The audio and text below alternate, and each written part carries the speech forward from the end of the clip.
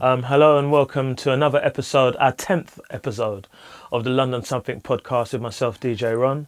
And, it's been a challenging, and I'm sure you would agree, hard to bear few weeks with the passing of our friend and family member, Skibber. And it's been very challenging for us to even get back in the seat here. But I'm sure he would have liked to have seen and known that we would have been trying to pursue and continue as best as we can, having lost such a dear friend.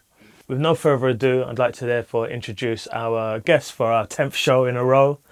The man like no other than Inja. How you doing? Hello, Ron. AKA Ninja. AKA Ninja. AKA Skin Teeth. Come on, my brethren.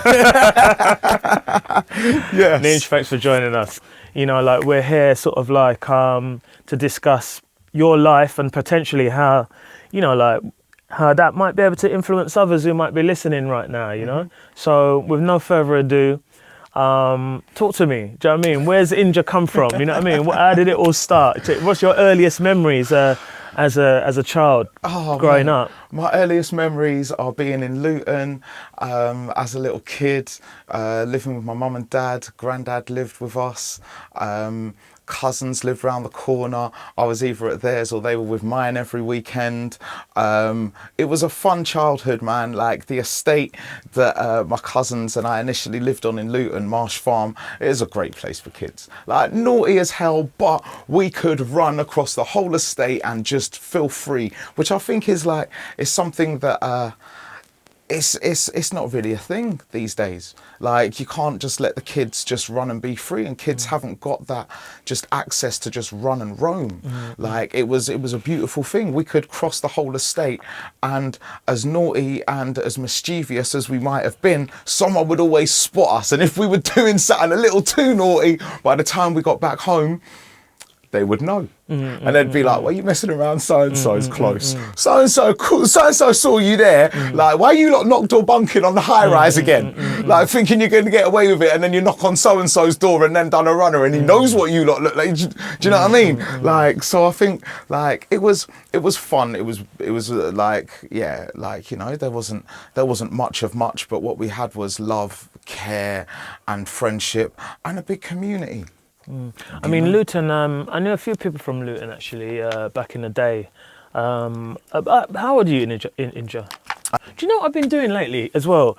Like, I've been speaking to a couple of people, and I keep on calling you Ninja, Yeah, well, Right? I keep on calling him Ninja. And someone said, what do you mean Ninja? I said, no, Inja. Yeah. Maybe that's a new name for you, Ninja. But Inja is a ninja without the end. There you go. Do you get what I mean? When you were speaking just now about your childhood, what age were you around that time? I left Luton at 10. No, but what age were you? Right. We're talking like flipping from like 5, 6. Right, okay. Like, and did you have older other cousins. siblings? I didn't have a little sister at that time, but I have a little sister now. But like older cousins. So like, there was one younger than me. I was the second youngest, and then it was older, and then like, so like we would always have one of the older cousins with us. Whether they wanted us to be with them or not is a different matter. But when you're all told, right, it's summertime, get out, like you're all out the house, like we all had to roam together. So like, it was kind of cool like that. My older cousins are the ones that actually like first showed me dance music. Dance music. Yeah, like dance music, like rave music. When was this about? Obviously it must have been much later. Yeah. Well, no, because they were much older than me, and I was a little kid. But they used to come back with these rave tapes, because in Luton there was an illegal rave that used to happen called Exodus, and actually it was some distant other older cousins that used to run Exodus. So it was massive illegal parties, and they used to come with these tapes, and they used to play these frequencies, which like to me as a little kid, they were unheard of. Like I'd never experienced anything like this before, but I loved it.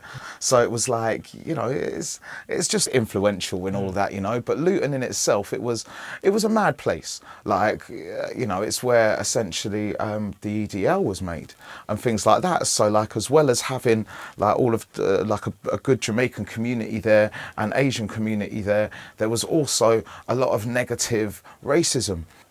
For me personally, like, as much as I live in hope that all these things will eventually go away, you know, it's still like, you know, I go to drive out of a turning and I've gone to let someone out and they've gone, oh, okay, and then they've looked and seen that I'm letting them out and they're like, ah, you fucking black bastard, and start giving me all the abuse. When? This is in Cambridge. Like, now? Yeah, this is now, and it's just no like, way. These things don't stop. And I think like with the whole of like Brexit and stuff like that, I think you're driving now and somebody says that to you now. Yeah, and I'm like, I just smile at them and give them a thumbs up.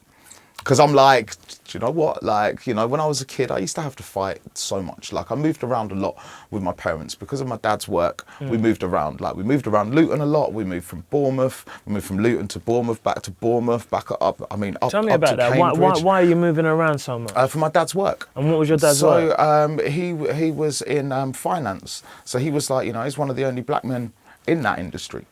Like in them times, and it's like, you know, he was in the Navy, and I mean, to me that's quite interesting because when you first started speaking, you speak about Luton, you speak about you know, like hanging around on the estate. You speak about running around with your nephews and whatever. Yeah. It's leading me, certainly, I don't know about anybody else listening, but it's certainly leading me down the thought process of that, you know, like this is a general normal upbringing. But I don't know many black men who were in the Navy, nor, you know, like working in those sort of jobs, which would have been, you know, like 30 years ago. That would have been challenging. Yeah, that's right. Do you get what I mean? One of the things that I've also grown up with is, and this is from family and friends, is that I'm one of the few people that actually have my mum and dad, like, and was grown in that structure. And that was also another aspect for people to bully me and take the piss out of, especially in like the black community as well. Like, well, hold on. Let me get this right. You're saying that people were bullying you because you had both parents? Yeah, and I've had whole heap of mad because. Why I don't get that? Because enough of the men don't know their dads. But what's that got to do with bullying? Why? Because you've got both parents? Because I have a privilege that they didn't have, that I didn't ask for, and I'm very happy to have. I can't even think of the logic behind that. There is no logic, but there is no logic when it comes to bullying. Yeah, there is no logic when it comes to bullying. You're right. Bullying at a ground level is wanting to get one up on someone in any way, shape or form, or wanting to belittle someone in any way, shape or form. It doesn't matter what shape or form it is. Now, as like a young man growing up, I've been bullied relentlessly through my life because I've always been different. Moving around because of my dad's work, had to go to a different school every couple of years. Every time I've gone to a school, I have to spend the first few months being called the same names again by a different bunch of people. And it's like, you know, you have to go through all of that. Like moving from Luton to Cambridge was even weirder. Yeah, because even when you said to me, I said, like, where are you coming from? And you're like, yeah, I'm coming from Cambridge. I was like, that's interesting. Because I always have this image of Cambridge being like a predominantly white area, and people who potentially live there because that's sort of like where they were brought up, not somewhere that you might potentially move to. So I'd imagine that based on what you're saying, that your old man moved there because of work, and then from there that's where you grew up and that's where you stayed. Well, he also, like, because dad's dad, he was in the Air Force. Wow, so your granddad was in the Air Force. Yeah. And your dad was in the Navy. In the Navy, yeah. So like granddad from Kingston, in the Air Force from a young age, and the Second World War. Like, so, you know, so it was one of the ways, like, these, you know, he was here before the Windrush. Because he was in the Air Force. And actually, like, you know, some of the stuff that I remember him, like, briefly talking about, like, it would have, imagine them days, it would have been so different. Like, you know, like, end of the wartime, coming here and not being British. Yeah, of course. Yeah, not being English, being Jamaican. Furthermore, Chinese Jamaican. Yeah. Is that your granddad? That's my, yeah. That's my granddad. Like, Chinese Jamaican. So it's like, because I was even going to ask more you, because so. you're light skinned. Do you get what I mean? And so this is when I asked you about your both of your parents' heritage, and you said both of them from Jamaica. I just took it, well, maybe his mum is light skinned or dad's light, but now you're going back, and as you go Oh, back, mate, like, okay, so this granddad yeah. that I'm talking about, he's the step granddad, Chinese Jamaican. My dad's real dad, full on coolie. Like, so we're talking like proper full on coolie. My mum and for those who don't know right. what coolie means, Indian Jamaican. Yeah. Okay. Yeah. Indian Jamaican. Like, it's where you get the curry goat and a lot of the flavors that seem very similar to Indian, but with a Caribbean twist. It's because basically, let me break it down. Colonialism. When the British Empire was at its full power, they pretty much colonized most of the world. The motto of Jamaica is "out of many, one people." Yeah, through colonialism, near enough any country around the world that got colonized, you'll be able to find a representative for them in Jamaica. Like, simple as that. Because they were all part of the colonies, and they would have all been sent at some point to work, because that's what it was. It's really mad. Jamaica is a massive melting pot. Like, and so, like, although lots of people are like, oh yes, you look like this or you look like that, it's like, well, I've never known any other look, and I've never known any of my family to be anything other than all Jamaican. Like, so, like, you know, from the reddest of the reddest cousins that I've got, and uncles and aunties, to some of them that like, you know, the pigmentation and the melanin amounts are different. Like, but it's just, that's part of, you don't, when you're a kid and you're just brought up in these things, you don't even look at them and question them, because that's just your family, and that's who you are. Yeah, of course. Like, you know, the language ain't different, the food ain't different, like, but everything else is like the same. Yeah. So you moved to Cambridge, and how old were you when you moved there? 10. You're 10 years old. How different was it to Luton? I know you already said to me about your experiences and the challenges facing racism, etc. Were the same. I mean, to be getting that now in this present day time now is like, in Cambridge, I mean, again, it tests maybe my ignorance. Well, Cambridge is a mad place. It's a mad place, like, you know. But tell me about the early age, and we'll come up to the early age of like, them. it was actually amazing. So coming from, because, you know, my mum and dad worked hard, we managed to move off the estate, like, and then, but like, we're still like very close to it. So I still spent most of my time running around the estate with my cousins. But then, so from coming from that and then moving to Cambridge, essentially we moved to a village, and like, quiet, no black people, so people taking the piss out of how I sound, how I walk, how I dress, let alone the standard people trying to touch your hair and all the rest of it, because they never had no black kids there before.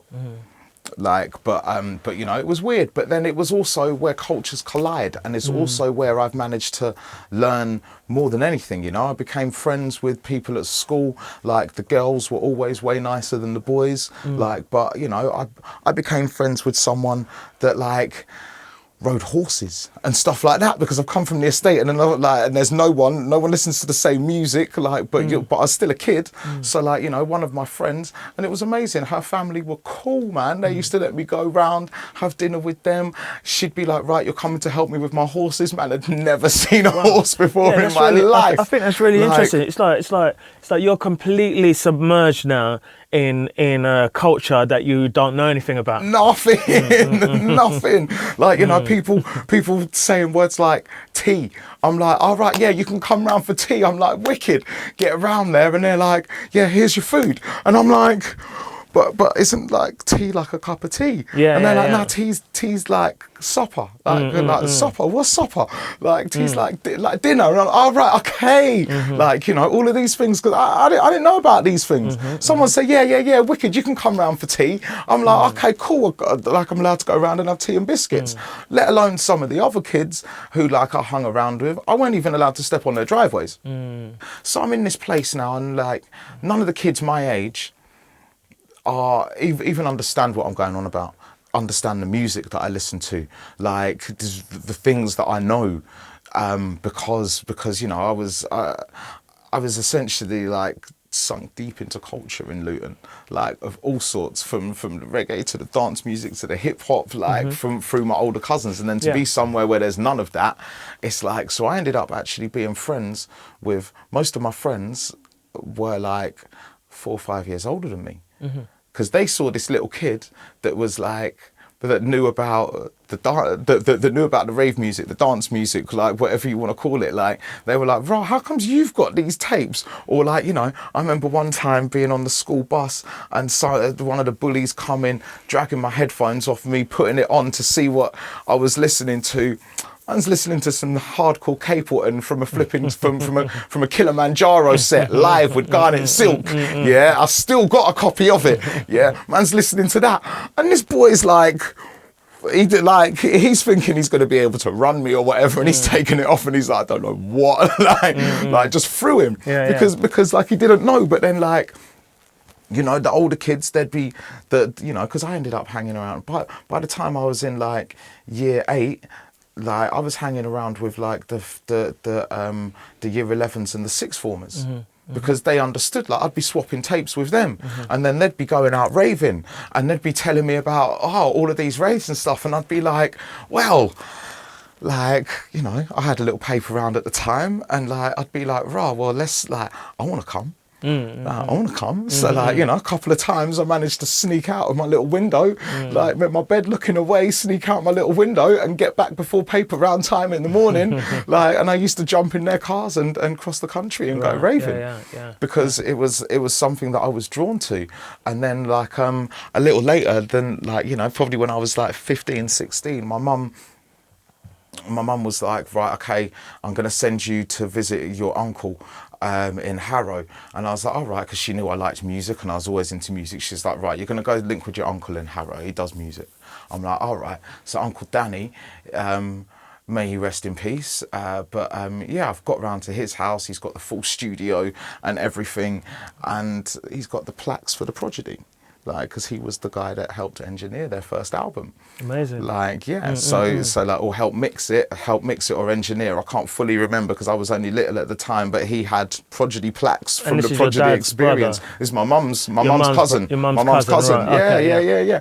This is my mum's cousin. So it's like, you know, and I remember he, like, because I'd started writing by that time. So he, made a track for me off the same sample CD that nothing you lot would have used as well, because I think it was that guitar riff, the ding ding ding ding ding ding ding ding. It was that same that same riff that he used for me, when I was a little kid. So it was like, and that sort of like, it just sort of sparked off a lot of stuff, you know. Cambridge taught me. Moving to Cambridge at such a young age and being around the friends that I did have, they were amazing. Their families were beautiful people. Like, you know, they let me in with open arms, which was like, you know, it was very different, especially being in a place where, like, you know, I had like a couple of uncles around there, because the reason why my family knew Cambridge is because Grandad in the Air Force, in around Cambridgeshire, there's loads of Air Force bases. So my dad, and on my dad's side of the family, they lived in a lot of these Air Force bases in and around Cambridge. They actually lived in them? Yeah. Right, on the bases, because Grandad was part of the Air Force. So do you think that's... So when you moved to Cambridge, at first you were living at the Air Force base? No. My dad and them lot were, but my dad knew the area. Right. Yeah. Like, you know, and my grandma and granddad, like, that's where they ended up settling. Oh, I'm with you. So let me get this straight. So your granddad, when your granddad was here, he lived on the base. Yeah. Until and your retirement. And then your dad knew of it because he was living. It was his dad. Yeah. Essentially, it's his dad. Now he's now gone and you know, done what he's done in his life and whatever. And he's like, you know what? I liked Cambridge. Yeah. I'm gonna go back there. Yeah. I get it. Yeah. Now I get it. It's nice. Yeah. Because it's random. It's too random for somebody to just go, oh, I'm in Luton. Let's go to the most whitest place in the whole country. Yeah. No one does that. But then, do you get what I mean? They knew it. He knew it. Yeah. Because actually he would have. He would have gone to. He went to a couple of schools that were near the Air Force bases. There you go. So now it makes a bit more sense. Because there's a whole heap of bases around there. Like I remember being a kid and my granddad driving me around loads of these bases, like, and he'd just roll in and then be like, you're right, because they knew him. I want to ask this question now. It's probably for later, yeah. Yeah. But why did you not join the forces? Because my dad told me not to. My dad told me, go and live your life. Right, you don't need to get involved in that. Let's come back to that. Yeah, let's come back to that because I saw you went very serious there as well. Well, that's because that's. I see you went, boy, my dad told me not to. Man was skinning pure teeth just now. And then as soon as I said that, it was like, but dad told me not to. All right. Well, you can see the respect levels that I can have. see it. I can see it. You see that? You're in Cambridge. You're a 10-year-old boy. You're meeting all these new people, and now I remember. I mean, I can't speak for everybody, but people are influenced by their surroundings. Yeah. Do you get what I mean? And even if you have your own sense of what you are and who you are and all the rest of it, you know, your surroundings seem to kind of like affect you. Yeah. Right? Of course. Would you say that was the same with you when you moved to Cambridge? Yeah, completely. And in what sense would you say? Cambridge taught me how to go into places with a universal feel. Like it taught me how to speak, like so I can get into certain rooms, because you know how it is. Like, you know, like Cambridge taught me how to talk to the point where I could ring up, get a job interview just by how I sounded on the phone, and then turn up and then be like, oh, okay, you're not the face that we thought, but we've said you're going to have an interview. So oh, hi, no, I thought. Do you know what I'm saying? Yeah. Oh, right. Oh, hi. But like, you know, so Cambridge taught me that. And because Cambridge has got the university aspect to it, it's like, you know,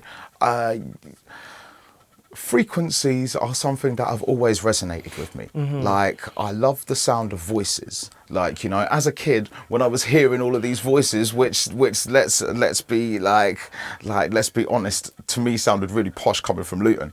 Yeah. Like, hearing it was intriguing. It was like I would mimic them, hearing all the voice tones, seeing how people work, seeing how people communicate. Like, you know, I wouldn't have gained them aspects in my life living in Luton, because there wasn't that.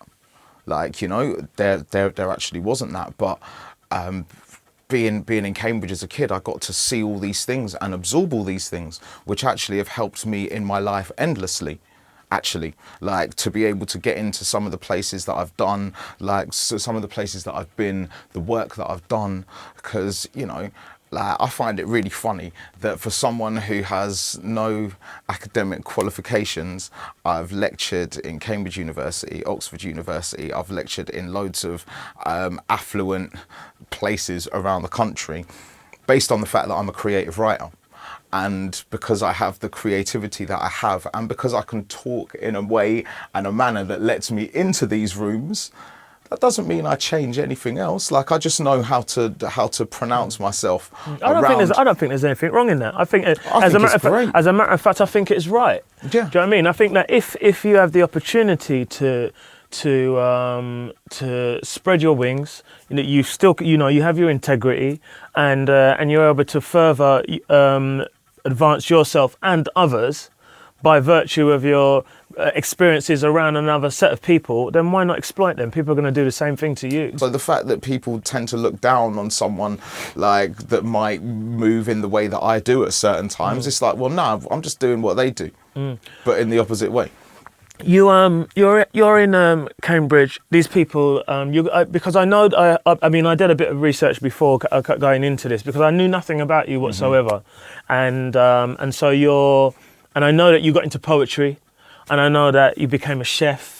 Yeah. And then here you are now. For those of you who don't know, and I should potentially have said this at the beginning, for those of you who have been visiting the podcast who don't know, Inja is now the sort of like go-to MC for a lot of the new cats in our scene. But prior to this, you know, and getting into this whole Cambridge life and what that sort of like spurned for you, right? You touched on it just now when you said about the fact that you didn't have a very academic results then. No, I had none of that, because, you know, like, let's be real, I moved to, not that there wasn't racism in the schools that I was in Luton, but in Cambridge there was definitely way more. I remember being in school when I was new in the secondary school, someone had graffitied up the school and the graffiti said something about the head teacher. The amount of people that were like, oh my God, I can't believe you've done that. And I'm like, I'd never, like, that weren't me.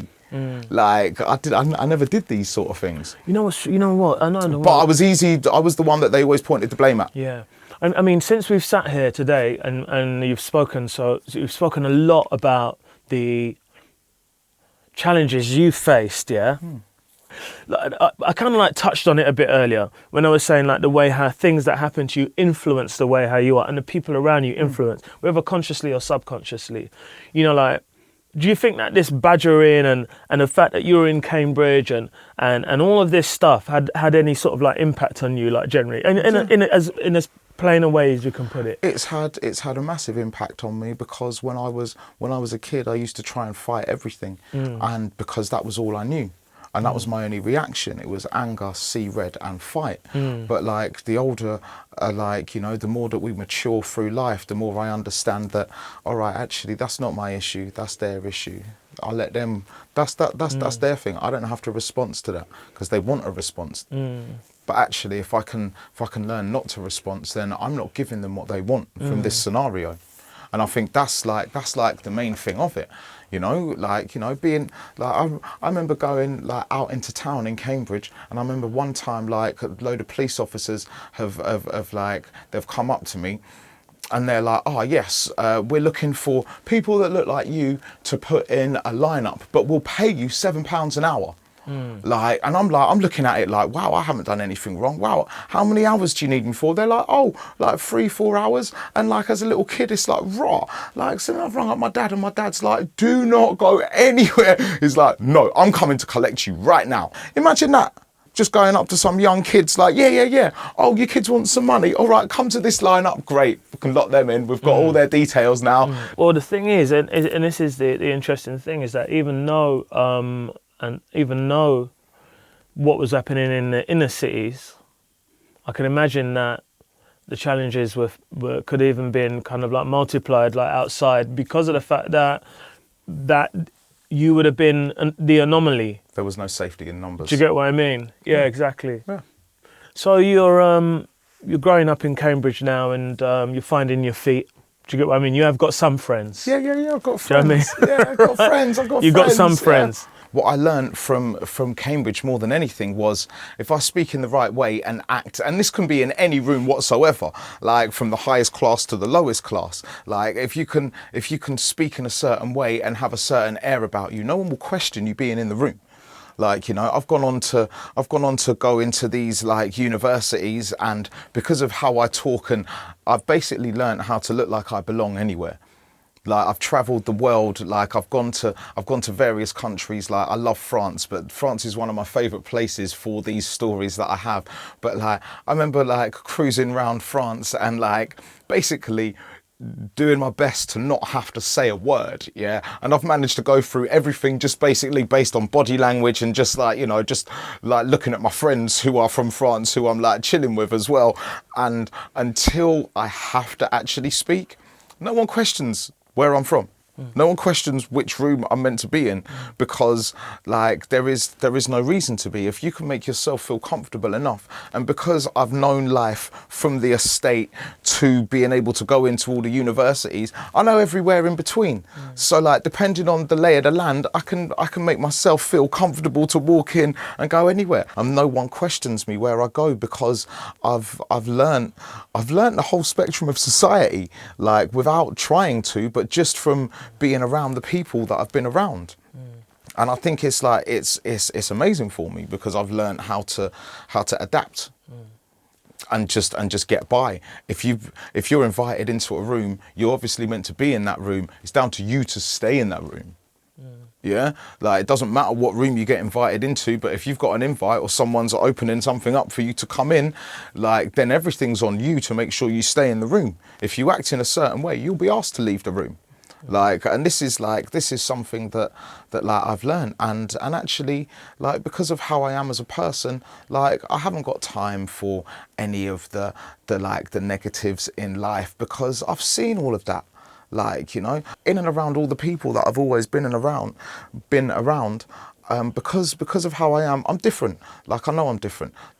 Like, you know, essentially when I was at school, in a lot of the schools I went to, I was the special kid because I could hardly read. Like, I can write, like, but I could hardly read. I can hardly spell, but I can put things together. I am articulate. Like, you know, I started off with a speech impediment. I could never even get a sentence out without stuttering loads. Like, I still have it slightly, but I've learned how to actually deal with it and cope with it, which is also one of the things that makes me laugh, because as a kid that used to have a serious speech impediment and stutter, like, now I run mics and I talk for a living. And I go into places and I lecture people on talking and writing, like, even though I have none of that stuff. And I think when it comes to creativity and art and stuff like that, for me, it's always been a form of escapism. And it's been a place of where, oh, right, okay, I can write down my feelings. Like, I never really knew about therapy and stuff like that when I was young, because of my sort of like reading aspects and writing aspects. Like, I was just, and my skin colour and my dyslexia, I was just, oh yeah, he's just a black kid, that's fine, we'll just leave him to it. We'll just push him away. We'll push him out, and like, yeah, we don't really have to worry about that one. But actually what I found was I'd been writing since I was like 14, 15, and actually writing things down was always my form of therapy. And that's probably where I started writing more than anything else, like, was just to sort of help me clear my mind and to just get things out. Yeah, is that where that writing then went on to turn into like this poetry, and how did that kind of like develop? It essentially developed from me being bullied and not having many friends when I was in school, like, and things like that. And writing was definitely a way of me just getting my feelings out and just clearing them. Like, because music was always something that calmed me down and made me feel more normal. Like, whenever I put music on, I'm like, oh, okay, that's my escapism, my tranquility. Like, yes, that's calming me down. That's nice. And then writing was just a way of talking to someone without having to talk to anyone. You know something you said just then when you said about being bullied and the writing because you didn't have any friends. I think it's at that moment just now that I clocked how lonely it might have been for you at the very beginning of moving to Cambridge. Yeah, it was. I can imagine that was pretty hard. Imagine moving from all your cousins and all your family and, like, you know, essentially I was brought up with all my cousins and they were my friends and my family. But imagine being moved from all of them.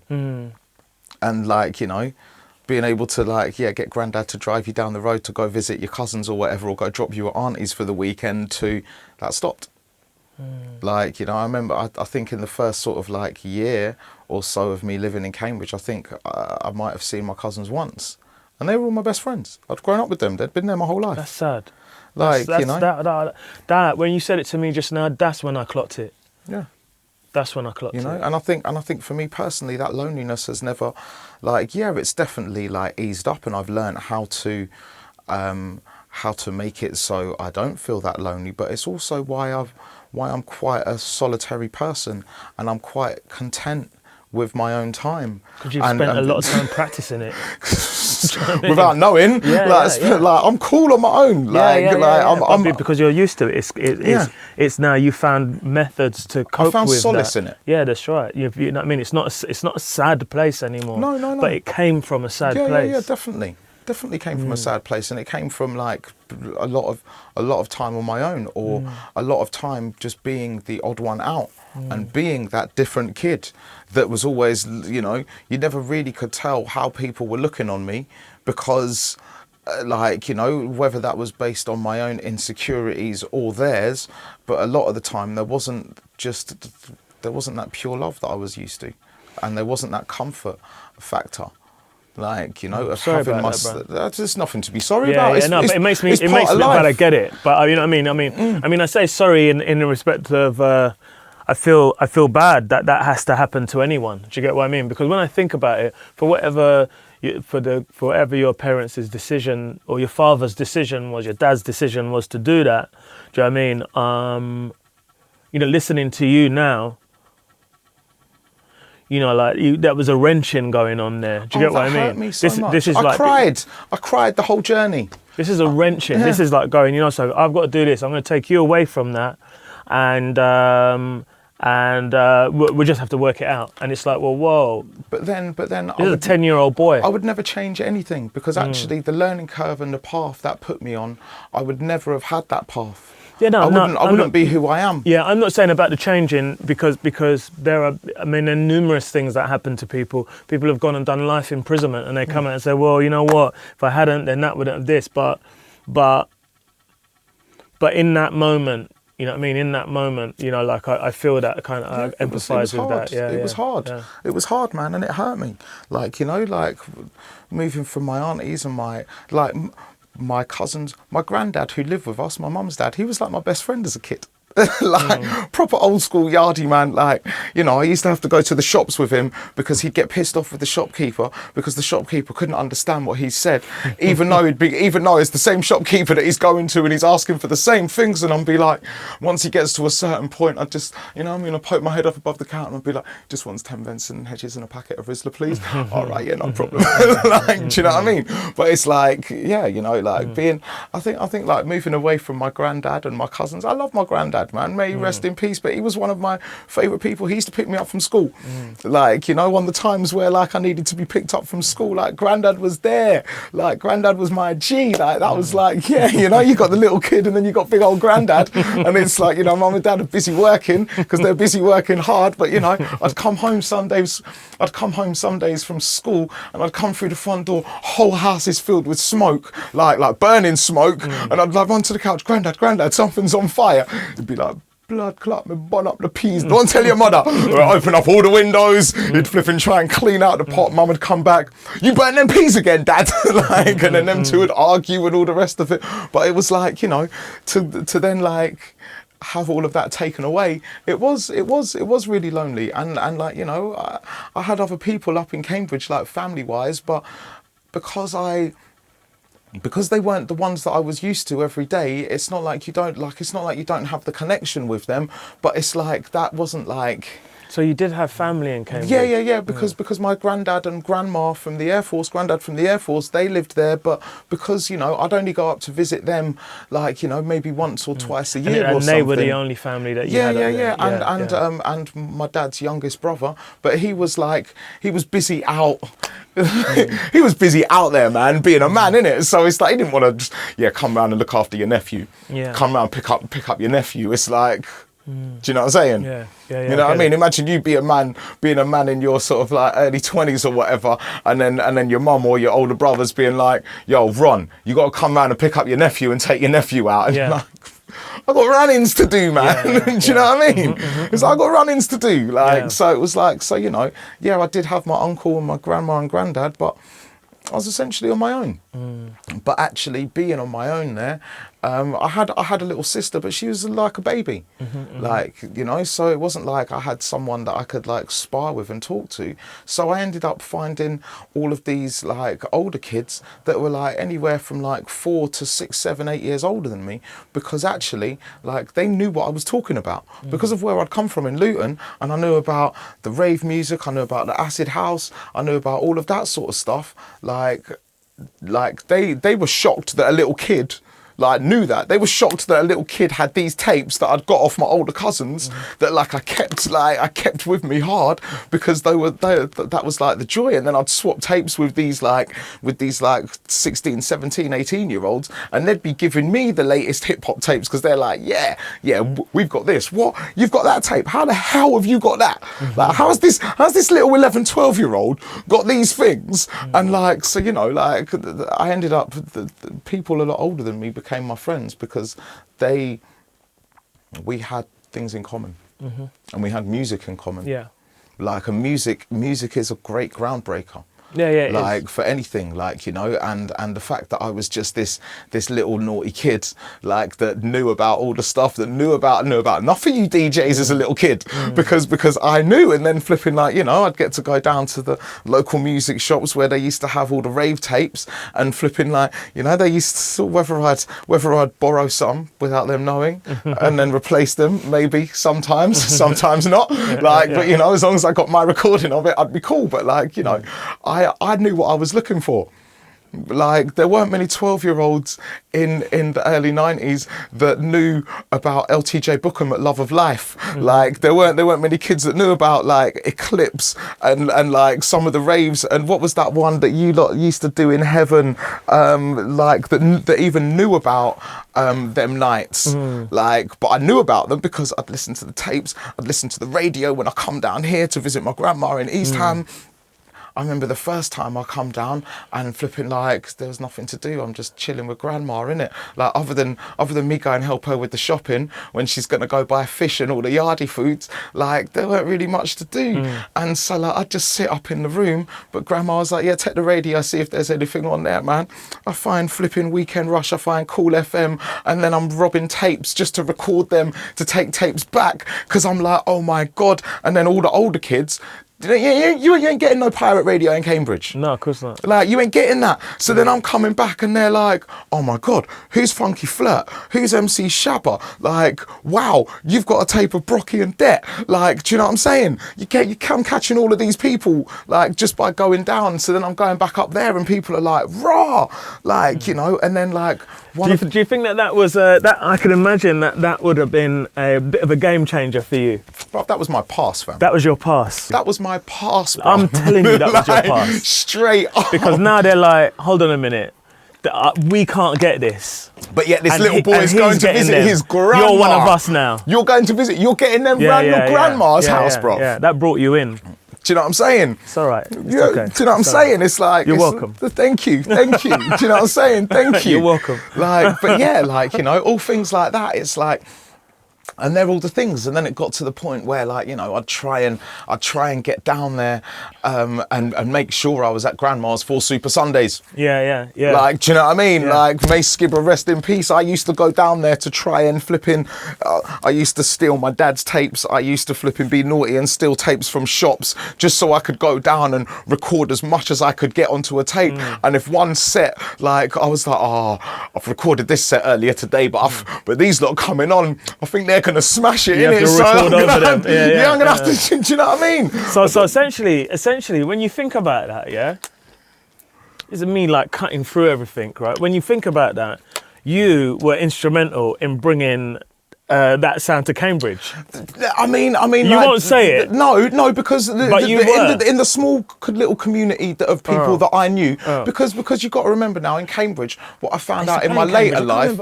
I used to play in Cambridge. There What was a party that I used nights to play in called Cambridge? Eclipse, Yeah. Warning, Yeah, like, Warning, all of that's these, where it was. like, Yeah, do you know, yeah. I used to That's where it sneak be. into that Yeah, underage. yeah, that's where it was. Yeah. Like, you know, so these things were happening. Warning, yeah. Like, they were happening. Like, you know, a guy called Stuart Banks in Cambridge and his older brother, they used to put on nights, you know, like, and they had like local record shops. So there was, you know, there was always an influx always of an music. influx, yeah. They knew about what was going on. Yeah, Jungle was popping Do you know what I'm over there saying? already. Yeah, It would have been It would've popping. So already, like, but then no one was getting like pirate stations. You know, like no that's one was right, coming yeah. with like, you know. Yeah. So to the little nook I Yeah, was so there was, coming while back there to. were raves happening up there, yeah, you in your community or your friendship and circles, the older yeah. ones could go to them, Yeah. and like, you know, and there was plenty of illegal ones going on as yeah. well. But you had because the I was so recordings. little, Yeah. like, but I had pirates, like I had the pirates in it. So it's like, you know, when I'm flipping going back home and I'm gassed because I've got Funky Flirt with Skibber,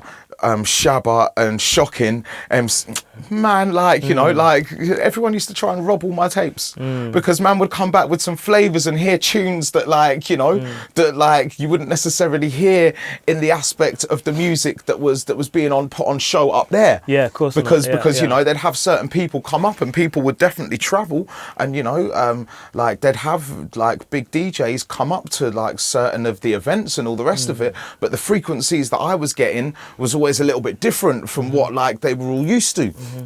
So like, yeah, you know, I was gassed to have that sort of thing, but then also like because I was more interested in probably the sets that had the MCs on with the words, because you know, like that's something that's always like inspired me. It was just like, yeah, like I'd love the sets with the MCs on it. Some of them would prefer the sets without them, but for me, like there was something relatable because like in my train of thought, the jungle MCs, the MCs across the whole of British dance music in the early stages, for me personally, those were the first times where I really heard a true British voice. Like, you know, because I remember hearing hip hop as a kid, but it was always American based. And even the ones where, oh yeah, this guy's from England, exceptions of like Demon Boys, London Posse, like most of them sounded American.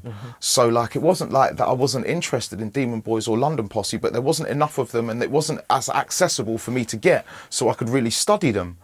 But dance music, like, and being able to record the radio, like I could listen to these, do you know what I mean? Like Shabba talking about football, Skibber talking about Auto Trader, like, do you know what I mean? All of these things are very, very British. Shabba would go through the whole bloody team of like, and he'll name you the top players of that year or whatever.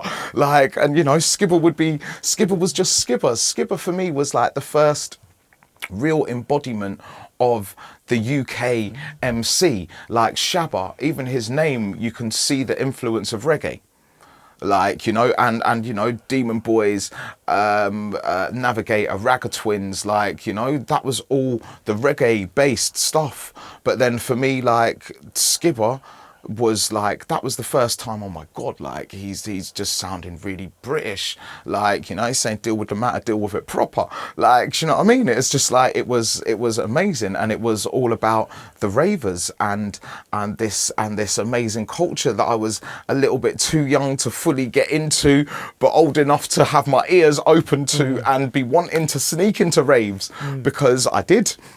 Like, I mean, I could imagine it. I mean, when I imagine, it's just like calculate it that if you were doing this at 11 years old, it would have been a while before you start, although you may have had aspirations to be MCing or being a part of the scene, it would have been a while before you've been able to kind of like get your foot in the door, right? yeah, of course. So from 11 years old, you're bringing these tapes up and you're sort of like getting yourself sort of like established in you're pretty much getting yourself established in your community in Cambridge, yeah? And then, you know, like, did you leave school early? You ended up leaving? I was politely asked to leave early. Right, okay. So, and how early was that? Just before I was 15. Just before you were 15, like 13? Was it 12? No, 15, 14, 14, just before I was 15. All right, then Ron, it was 11. No. They told me not to come back. I walked in, they said, we don't want you in here no more. Get the hell out of there. Essentially, that's pretty much what happened. Like, the story goes, like, they'd been sending letters to my mum and dad for a while, but I used to intercept the postman in it and take the letters and burn them. Right. And then one day they eventually got a hold of my mum and dad and got us all into the school, and they were like, yeah, we've been trying to contact you for a while. And they were like, all right, but we haven't had any contacts. Well, yeah, here's a list of all the letters that we've sent you from when. And they're like, we've never seen any of them. What do you know about these letters? I got them all. And sort of brushed them out of the way. And they were like, yeah, I think your time here is done. And then you never went back into another school or any sort of a different type of learning facility? No, actually, I did. I went into music college, but that only lasted about a year because I was busy just like running around. But the irony is when I was in music college, I was in a band, and the keyboard player in the band that I was in, his name is George, and that's the comics. So we were in a band as kids, like, and then there's another guy from like a completely different realm of like the underground scene, a guy called Ed Cox, who was another keyboardist, and he basically was part of the foundations of this style called clowncore, like, which is like, there's some serious underground stuff, but it's like, yeah, just from being in music college for a year, like I was in a band with George from comics, that's mad. Like, do you know what I mean? Like that's like, all that stuff's crazy. So it's like, you know, and Ed Cox as well, like, he's amazing, but they were more on the free party aspect. But by the time I was like in college, I was busy going to all the illegal raves. Like, I was busy jumping in cars, like with people traveling the country and just going raving. Yeah. So then you leave at 14. There's a gap before all of this happens. So what was happening in that gap? Especially the fact that your parents are like these hardworking, you know, like, which I'd imagine that they would have had some concerns about you during that time. Yeah, they definitely had concerns about me. But at the same time, I used to have, by the time I was I think 13 or 14, I had a paper round in the morning, a paper round at night. I managed to get a job on the market in Cambridge, so I'd do my paper round in the morning first, then I'd cycle my bike into central Cambridge, set up one of the market stalls, jump on the bus, go to school, do the day at school, and then come back from school, go back into town, pack down the market, and then cycle home, do my paper round. Like, so it's like, so man's always had a work ethic. Yeah, so that's interesting, because you said that and you mentioned school within that time as well. So you were doing this while you were at school, but when you left school, I went into work. I got an apprenticeship. I got an apprenticeship as a hairdresser, which didn't really last too long, but I really liked it. Then, like, I got to, I think it was just as I turned 16, my mum, I remember coming home one weekend and my mum was like, right, no, before I got home that weekend, my mum always said to me, it's either college or work. And I think at the time I might have not had a job for like a week. I've never gone in my life without working for more than like a week or 2 weeks. Like, I've always had some kind of job. So I think this is at one point where I didn't have a job, and I'd come back one weekend. I'd come back from doing whatever running arounds you do at that age, like, and I come back and my mum was like, right, your bags are packed. You've got a train ticket to London for Sunday. You're going to live with your uncle in Finsbury Park, and you're going to work with this guy. Here's his number. So like at 16, I ended up going down and I was doing suspended ceilings with my mum's friend's boyfriend or something like that. I was living at my uncle's in Finsbury Park, and I was then going from Finsbury Park every morning at like 6 in the morning, then going down there, then going down to Chelsea Football Club, because he was working at Chelsea, helping to build whatever we were building there. So like I was in and around working like there, and I was down here.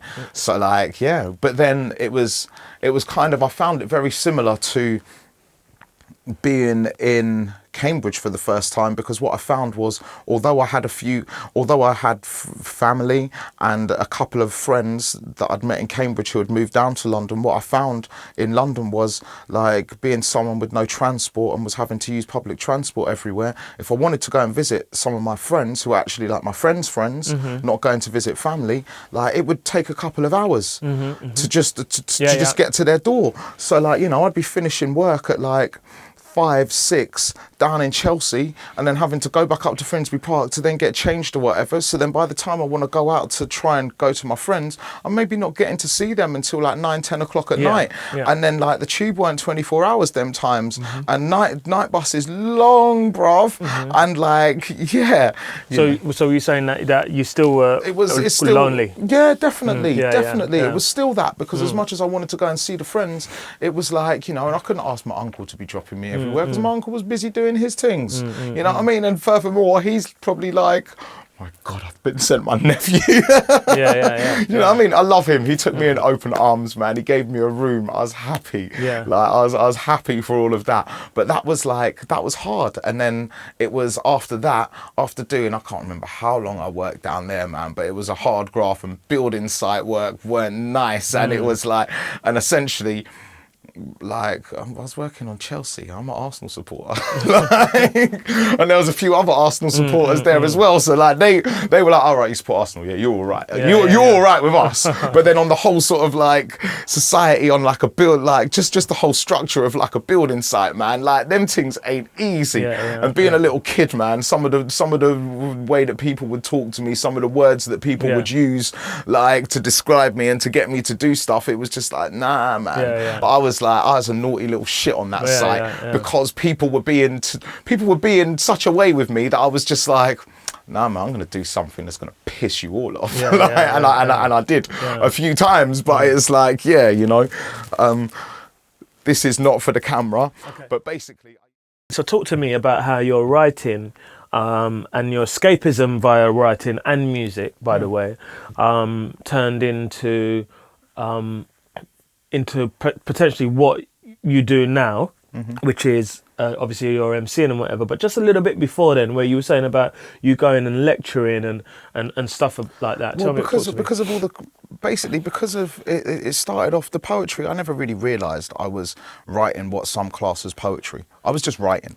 I was just writing what I felt. I was putting my feelings and my emotions down, and I was never like strictly in line with what anyone else was writing all the times. It was always more from a personal perspective, and definitely more feelings and emotion.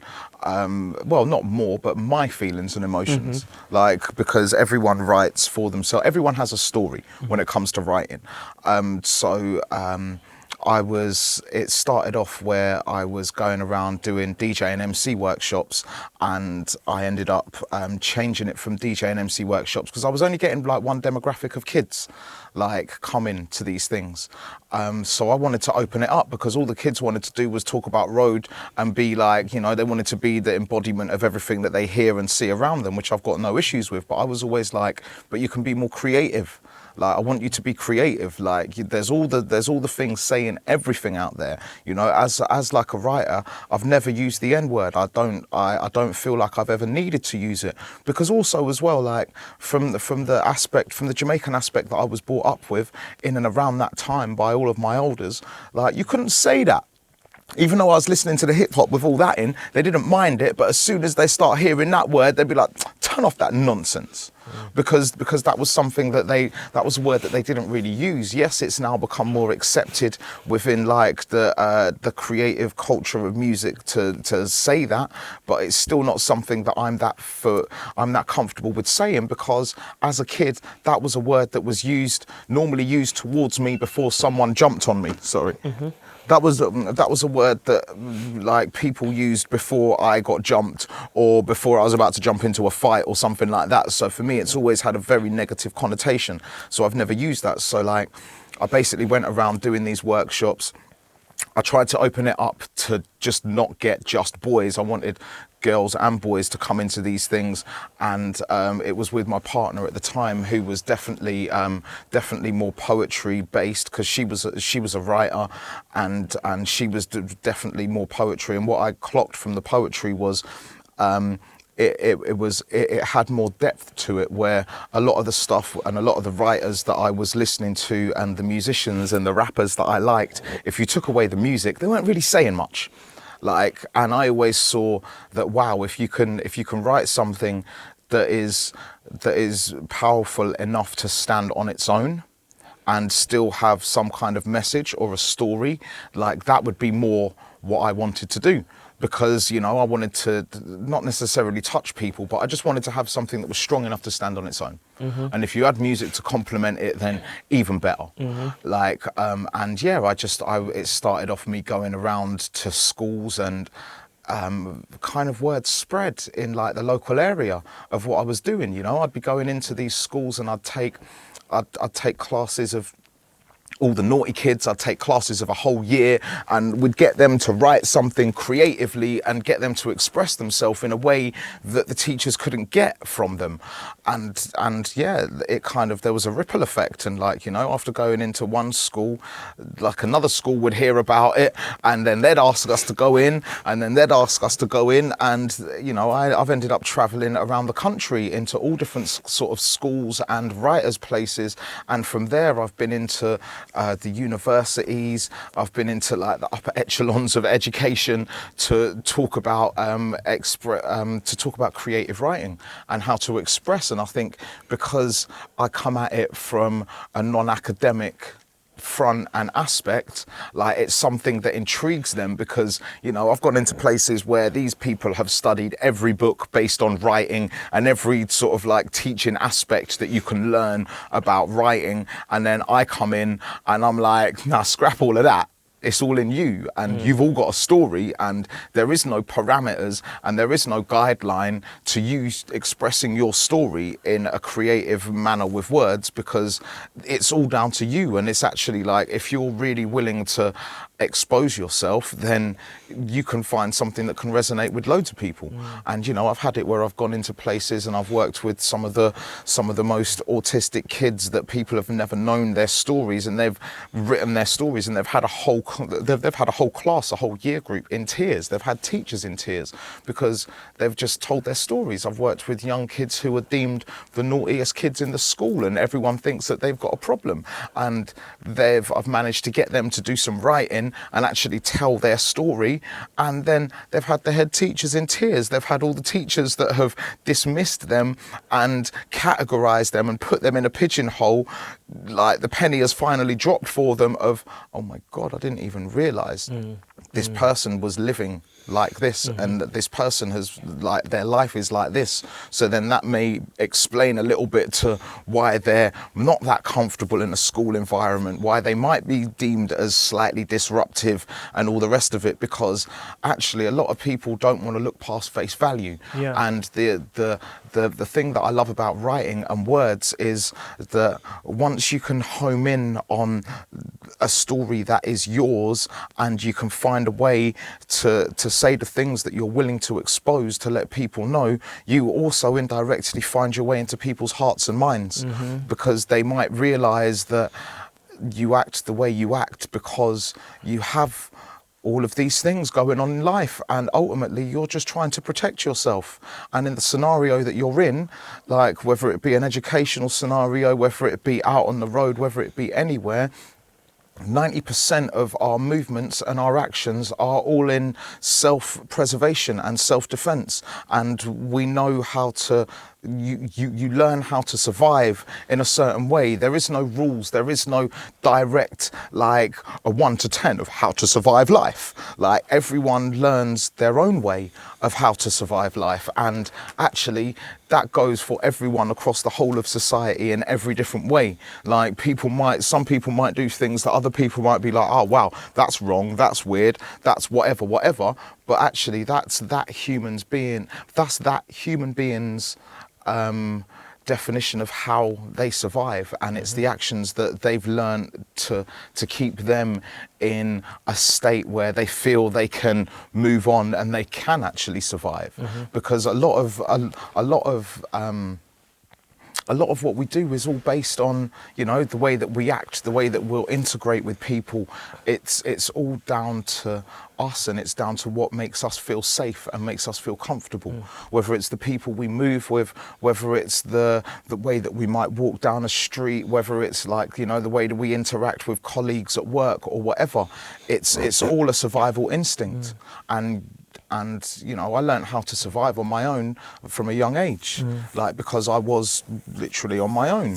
Like, you know, I love my family. They gave me the best start to life that I could possibly have, but for a lot of that I was on my own. Like, although I had my mum and dad and my little sister, when I was out there wasn't anyone else really like me where I was. And so I learned how to survive, and I managed to work out how to get that out of other people, which got me into all of these educational places where I could get more out of these young people or these college students than their teachers could, or their professors could. And did you speak about your experience, that exact experience that you had, and then therefore the kids felt comfortable to share theirs? Because that's the whole thing. Like, if you want to, you can't just go into a room and be like, right, I'm going to get you lot all to do this and have everyone on side. There might be some that are like, oh yeah, wicked, I'm up for a little challenge, but there's going to be most of them that are going to be like, shut up, fam, I'm not doing that. Like, who do you think you are? But when you go into somewhere and you just put it out on the table and be like, yo, well, actually, I am this kid. I am the kid that was bullied, that was essentially on my own for most of the time. I had to fight, whether it was authorities or other children or whatever. I've always had my back against the wall, and I've always had to fight, and I was kicked out of this place and flipping rah. But it's like, you can show that regardless of all of them steps that you have to go through, you can still share your story, and you can be like, but regardless of all that, like, because I believe in me, I've been able to step out. Like, it's one of the things, like, which my family have always taught me. It's like, you have to believe in yourself. Like, no one else, if you don't believe in yourself, no one else will. So we've come quite a way through here, because I feel like now we're getting more into present time. Yeah. Because now you're kind of like taking your writing into I suppose the educational field, if you want to call it for want of another term. You know, but you're already a junglist by that time. Oh, Do you get what I mean? fully fledged. Right? Like, and so at that time, like, how did you then start to get into your sort of like the space of where you are now? That you know, how did that start? For well, you? it's got to start from Warning in Cambridge. Like, pick up the Warning gang, like, every time, because as a young kid that started off sneaking into their raves. Was it Jim? No, Pete. Pete, that's it. Yeah, Pete. Yeah, Pete. Yeah. Pete and Barrington and them lot. Pete Barrington, Five Alive. Yeah, Five Alive and that Phantom, crew. Marshall, Yeah, that's right. like, all Marshall them, and that man. crew. Yeah, man. big up that crew. I remember that crew. I remember Damo, that crew well. like, do you know what I mean? I used to practice a lot of records over there. I used to use that place as a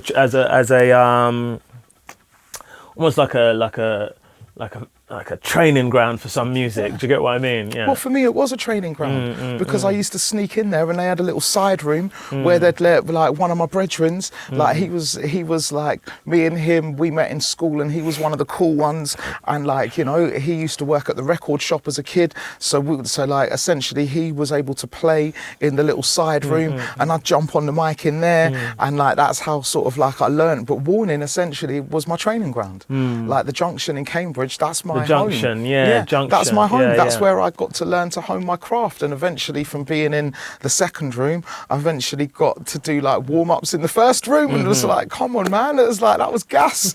Like, that was like fully like amazing, because I was given a training ground to actually like do that, and then from there, you know, like in Cambridge, you've got Pete was faithful to his crew. I give him that. Yeah, he was faithful, because Barrington and all them lot, you know, Five Alive, I think out of everybody did the best. Do you get what I mean? Yeah. But I think the rest of them, you know what I mean, with all their efforts, you know what I mean, Pete gave them a platform. a platform. Yeah, he gave them a 100%, platform. man. Yeah. Pete's an amazing guy for what, like, you know, like, I wouldn't be who I am without him. Yeah. A long time I ain't seen that guy, for a long time, decades. Well, me too, like, you know, but it's like, Feels he's an essential part of me being me. And then the other aspect of Cambridge is that you've got Newton and Logistics. They're from Cambridge as well. So, like, just from being about, like, I always knew them because at a time where like the music sort of started changing, and it wasn't necessarily, I think also from like an MC's perspective, I never went away from it, but I think at one point everyone, like all of the other MCs, wanted to sound like Skibber and Shabba. So I kind of diverted into like the UK hip hop side of things, where like I met like Task Force, Skinny Man, like Rodney P, like all of them kind of people, and that sort of Roots Maneuver, that sort. And of you know them guys personally? Yeah, good friends of mine. Good friends of mine. I haven't seen Roots Maneuver for years. Rodney P, like as well, but like, you know, utmost respect to all of them. DJ Skits, like Daddy Skits. It's like, come on, he used to play my hip hop songs on their One Extra show. Like, you know, I was lucky, but like I think because of how the sound of the jungle drum and bass went, I sort of the wordplay in the UK hip hop at the time, that really intrigued me, because I love the wordplay, and I love like the way that people can express themselves with words. So all of them people that I've mentioned, that was a really big influence on me. And then I had like a local crew in Cambridge called the Delegates of Culture, which were like my friends that we'd met. So we like made up our own little thing. Then we started like making hip hop records. We formed an even bigger group with some other locals, and we started a night called Organics, where we used to have like all of the UK hip hop heads. We used to have them all down. So and this is during the jungle scene. Yeah. This is during like this is like all of that. So I'm still going to Warning to MC every couple of months, but I'm learning how to write with all the hip hop guys. So like, you know, at our night we used to have anyone from Kalashnikov to like Rodney P to Task Force to Skinny Man. Then we started getting people like Ice-T, Roots Maneuver. We had like Ghostface Killer. We had like we'd like started bringing over American artists to headline, and then, you know, from Pete Rock and all them guys. And then we'd do the warm ups, or we'd get like the other UK guys to come and like do the warm ups, and like we ran that show for like 5 or 6 years, which was like really good. But then and while doing that, I'd known new tone and logistics just from being local guys, and I was making the hip hop stuff, and I used to go and see New Tone because his ears are amazing, and I'd be like, can you help me finish and polish this mix, and like, what do I need to do to like make this sound better? And he used to help me with like that sort of stuff, and he'd give me tips, and he'd be like, no, you need to use this and you need to do this, because he's like a smart guy when it comes to the frequencies. Good, like I love what he does. So yeah, like I'd always had interactions with them, and then I think at one point logistics was like, like come round and try to do a vocal for me, innit? And like, yeah, I managed to do like one with him, and then we done another one, like we done a few, but the ones like that made it to light, and then there was one that sort of made it to light, which was definitely one of the ones that really started my journey within the scene, and that was a song called Ammunition, which Logistics produced, and then like one day he's called me up and he's like, yo, I'm going to send you this video, innit? And it's Randall and GQ playing at Rodigan's night, and they're busting the tune, innit? And I was like, no! I was like, what, Randall? Like, Randall's playing our thing! And he's like, bruv, Randall's playing it! And it was just like, you know, things like that is like amazing. And then I was always in and around sort of like the festival world anyway, because I loved them, and through the writing and through the hip hop stuff, I used to do this solo show that I titled Page to a Rave, innit? Because all of these aspects of music that I've talked about, they've always been in my life, and they've always been something that I've loved. So I used to get to go on these small stages of these people that had faith in me, and I would literally start off with my poetry book, and I would start off doing poetry, and then I would do songs that went from hip hop, reggae to sort of your more sort of grimy bass music stuff, and I would build it all the way up to the tempos and end up in like jungle D&B. Right. Like, that's and amazing. Like, yeah. So I used to call it Page to a Rave, because we'd start off at a page, we'd finish at a rave. And what was this, like an exhibition or something? Kind of. It was a show. It was a show. So I'd start off, I'd talk to people, like, you know, I'd read poetry, and then we'd play songs, but I'd tell them the stories behind the songs, and it was definitely a show. And then we'd end up playing like, you know, one or two of the D&B songs that I had, but then I'd also like to play them the classics and the stuff that like got me into it, like, you know. So that's why it always ended up as a rave, because I'd play stuff that people would be like, oh my god, yeah, we're actually raving now. Like, and my man started off coming out on stage with his book. Reading to them. Like, that must be quite interesting. Really interesting. Must have been, because it's like, I haven't heard anything like that. The same person doing it all the way through to the end. You get what I mean? So here you go. So you hear Randall playing the record. You know, obviously the records with GQ speaking over it as well, man. Oh my gosh! And it's kind of like, you know what I mean? It's kind of like big up GQ, the voice. GQ is the voice of this thing, as far as I'm concerned, man. Love you, G. I do. I say it to him, and he's like, "Shut up, Inja." He's like, "Shut up, Inja, man." You know, I told him you were going to be coming on there. He was pleased. He's going to be watching this. Don't worry about that. He's going to be watching it and calling you, no doubt. But then he was actually one of the MCs that, like, when Pete was giving me a chance at Warning, like at the time, you know, I was an unknown MC to a lot of the other MCs that would be booked, and when I did get into the main room, like some of them weren't too friendly about me being put on back to back with them, because they're like, who's this boy? Like, but then the two that stick out from my Warning like days were GQ and Navigator. Them two were accepting. Like, G used to see me in the crowd and be like, come up, man. Like, I'd already done my set. Man's just raving now, innit? And G's like, nah, bruv, come up. And G'd be on with Andy and be like, yeah, come, man. And like, rah. And Navigator was always really, really cool like that as well. Like, I met Spider when I was a kid, like way before that as well. And Spider was one of the MCs that, like, you know, I was at a place doing a thing, and like Spider was there, and the other MCs that were there weren't really being too friendly to me, but Spider put his arm around me and he was like, nah, my youth, man, come in. When everyone else was like, nah, get him off, Spider was like, nah, man, come in. And no one was saying no to him. Do you know what I'm saying? So it's like, yeah, them man there, like, yeah. And then so here you are, you're kind of doing this, you're MCing now, and you're getting your name about, you're getting your name about. and you're getting some forwards. You get what I mean? Yeah. You know, you're getting some forwards and you're propelling. But what do you think it was that got you to where you kind of like, you know, to the next level? Because for me, I more notice I didn't really see you on your journey upwards. I just saw that you kind of like had made it into this sort of like realm of sort of this new school MCs. That was being chosen for a lot of the new school. You know what? They're not really new school, but they're not old school. Sort of like DJs and what have you. And I felt that you'd arrived. Do you get what I mean? Yeah. So what would you say was that caused that? Well, I think like in my head, there's a Jay-Z line that I think personifies a lot of my progression and my life, and I think it's the last line on his track, PSA, and he says, either love me or leave me alone. And I, at the time, I was in a relationship, and like my gut instincts felt that there was something wrong. I was being told, and I was living by what I was being told, and eventually, like, I found out the real truth, and like my mind and my body had definitely been broken and was ill from everything that had gone on. And when you say that, just clarify that for me, because it sounds like a bit out there. Yeah, it is a bit out there. Basically, the person that I was with was not being very truthful and honest with me, and it felt like once I found out the truth, I'd realised that I'd been living in a lie.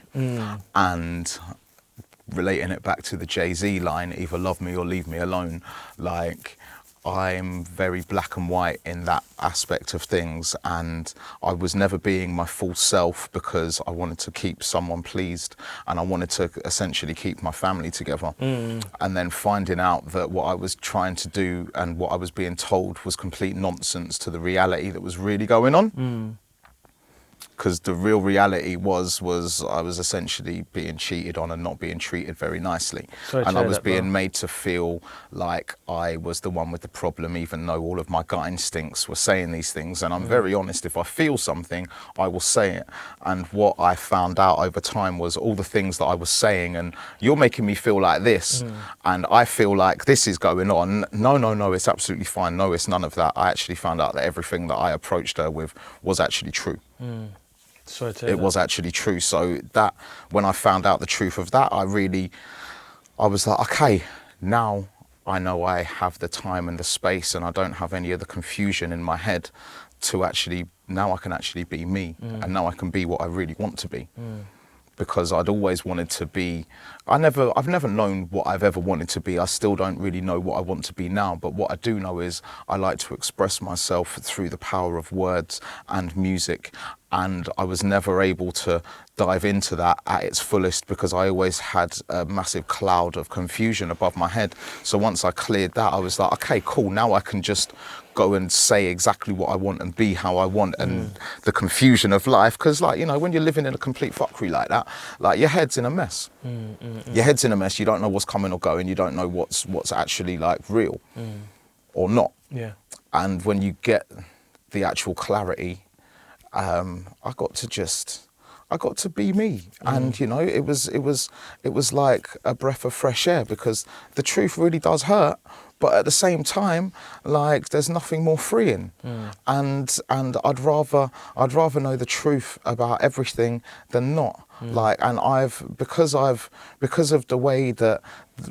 things that have happened to me all the way through my life, like, I'd rather know where I am than not. And for a long time, I did not know where I was because of what was going on, and I was free all of a sudden. I mean, I don't want to get too much into that because I can tell that it's kind of like a challenging time, but at the same time, you know, like, you know, how long ago was this? This was like 6-7 years ago. Right. Okay. So this would have been when I started popping up on the radar, because once I like got myself in shape and like, okay, cool, now I don't have to worry about any of that stuff anymore. I can just dive in and do what I really want to do. And when I started really diving into it, it's where things started actually working, and I was able to just live my life and go around and be free and talk the stuff that I wanted to talk and be how I wanted to be. You know, because it's really difficult when you're living in a really confused circumstance and you don't know like the truth of why you're really feeling like you are, and you're living by someone else's kind of rules because you want to try and keep your family together and you want to keep your household nice. Like it makes you act in a different way, and it doesn't necessarily mean that. My friends at the time, they were like, rah, like we've clocked that something ain't been right, but you've never really said. And I was like, yeah, because I didn't know what to say, because I didn't know. And actually when I found out all of the truths of it, I got to be me finally. You know what's interesting when listening to you speak there, Inja, for me is that although we know it's a fact that these things, and correct me if I'm right, we're speaking about infidelity here, right?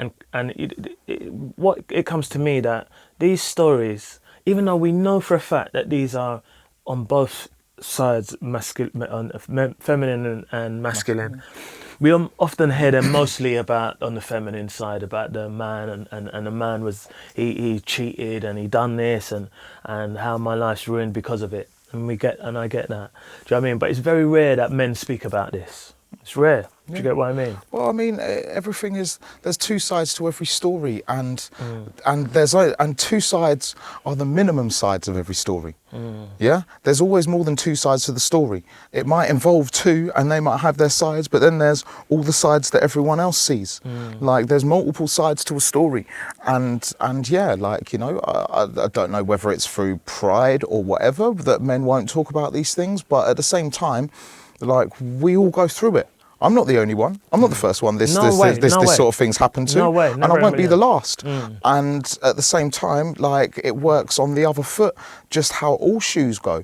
But at the same time, what can I do other than learn to live my life and progress? And it goes back to that Jay-Z line of either love me or leave me alone.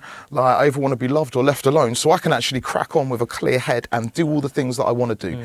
Like when it comes to me performing what I love, and one of the things that I've like constantly noted from all the things that I listened to when I was a kid and what I got to see and the exposure that I got to see when I was a kid was this music is about bringing people together.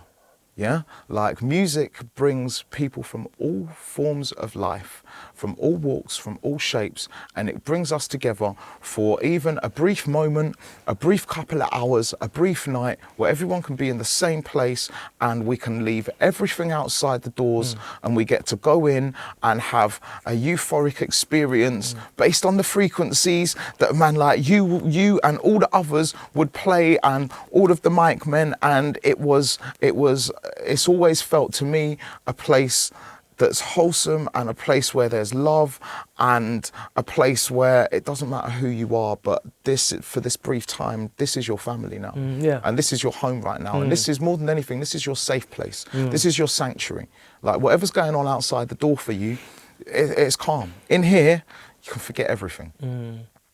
Like and for me that's always been a very important part of music is like and I think that's what's inspired me more than anything with the things that I say and with how I am, is because like you don't know what is behind anyone's eyes. Like you don't know what people are living through. Like people can put on fronts. We've all got fronts and we've all got various faces for various moments and times in life. But when you go into somewhere like that, where everyone can just let go and feel free, you don't know what my girl or my man's dealing with Monday to Friday, but right now they're in a state of joy. They're happy. They get to release, whether they're completely buzzing off their nut, whether they're stone cold sober, it doesn't matter. This is their place of safety where they can let go, and you can find yourself and feel yourself as you want to be, and you can be free. No, it's very true and well said, because I've heard it a lot, and I know for a fact, that this is the place where you can go inside and everybody just forgets it for a moment, and thank God for it. I mean, and to compound that even more is that there's some people where because of that it's actually been life changing. because their environment outside of that, years on, they can look back at that environment and see, well, actually, that's still in the same place it was when I left years ago. Yeah. So the music actually took me away from there, and it took me all this way, and you're still in exactly the same place where I was when I left you. I've heard that a lot. Yeah. It's certainly, true for a lot of people. It is. Yeah. Like music is the key. It's why it's why certain genres and certain aspects of music have been lent on by the authorities in certain areas, because they're like, wow, okay, well, if all of them lot, they're too happy, and them lot are all being way too nice, and like, we need to make sure they're still a little bit divided, so we'll just chop that down, and we'll just make sure they don't get that, because actually it's like, it's euphoric and it's free. And for me personally, like, it was the one place that I could go to, and I would sneak into these places as a kid, but it's one of the places that I could go to where I could forget about all the bullshit and like leave everything and just be like, oh my God, like hear new frequencies that would take my mind in different tangents and would take me to all different places, all within these warehouses or these rooms, and would just like relieve a little bit of the pressure, and like, would leave me finishing the night off and going out and being like, all right, cool, well, yeah, I know I've got to get back to all the fuckeries, but at the same time, I feel a little bit lighter. I can take on the fuckeries a little bit more now. I know what's at least coming. for a little bit longer. Do you know what I mean? I can deal with it now because I've got a release. I've got a place where I can let go, and I think like that's one of the things that a lot of people forget about with what we do and what we're a part of. And it's like we are providing escapism, and we're providing people with an alternative world from where they are normally trapped or they feel confined, or they feel all of these pressures, and we're giving them a safe space. Like, and I was given this safe space. I was given this safe space, man. Like, thanks to all you lot and all the forefathers, and I class you all as the gods because you lot are all the gods of this thing, but for all of you forefathers and gods, well, to me, because it's like, wow, you lot planted the seeds, you lot trod the paths, you lot gave us the paths to step. Like, you lot cut serious ground. We're just walking in the footsteps. Yeah, thank you. But you lot cut grounds. We stand on the shoulders of giants. Like, we stand on the shoulders of giants, man, because you lot cut ground for us. Like, without knowing that I would even be able to walk the path. I'm walking a path that's been trodden and beaten down from early, and it's like, yo, the path's there. You step correct, you can follow the path, and you can move through it. Like, do you know what I mean? And like, I find it interesting that you. Sorry to interrupt that just then, because you were going to continue to say something. Sorry. No, that's all right.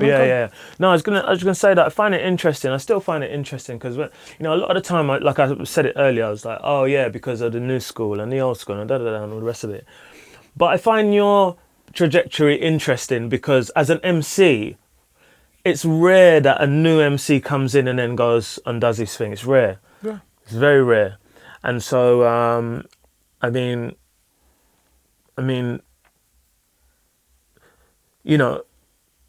even speaking about the Junction and Cambridge and, like you being in the crowd and G and Skibber and Shabba and all of those people already being there, and for many that, even with Skibber's recent passing, and the way how I've heard people speak of him, like to me, I still saw Skibber as quite new, but no, he's not. Actually, he's actually been there for a hell of a long time. And then you've come along as well, and then you're new again, and so I mean, testament to this scene, I suppose. Do you get what I mean? That these little shoots that keep on kind of like coming up. So sometimes they have to come to fruition and bear fruit. They have to flower. Like, with like the whole Skibber thing, that rocked me because that was probably outside of like any family members or close friends passing. Like, I've been listening to Skibber pretty much all my life. Yeah, and like, this is the Skibber's thing, always been there. Like, all my life of listening to this music, Skibber's always been there. And that was like, it really, I couldn't do anything for the first week or so because I was just like, oh my God, like, I'm never like, you know, I used to see him at places, he'd give me the little nod and he'd give you that Skibber nod and you'd be like, oh my God, it's Skibbs. Yeah. But like, yeah, like he was someone that's been there for my whole life and who was always, as I see it, at the top. Like Skibber's always been at the top. And like for me to like, yeah, for him to not be there anymore, it's like, it's really sad, but it's also a massive testament to his legacy because he touched so many people. And like, you know, like I've seen the amount of footage that I've seen being put up of him, like just pretty much through all of my life, of being a fan of this stuff and watching this stuff, to, you know, going back to back with him, to like, you know, oh my God, I've got to go on before Skibber. Oh my God, Skibber's on the set before me. I've got to come with A game. Like, do you know what I'm saying? I've got to come with like, do you know what I'm saying? Like, it's like, oh my God, Skibbs is about, man's got to like, what they want me to jump on, what the other MC hasn't turned up, Skibbs jumped on, and you're asking me to now jump on with Skibbs. It's like, yeah, I mean, yeah, of course I will, but shit, right, right, okay, let's go. Like, you know, and like, I mean, yeah, it's sad, man. Like, it's so sad because he's always been there. I used to go down and wanted to listen to pirate stations just to hear him. Yeah, yeah, and this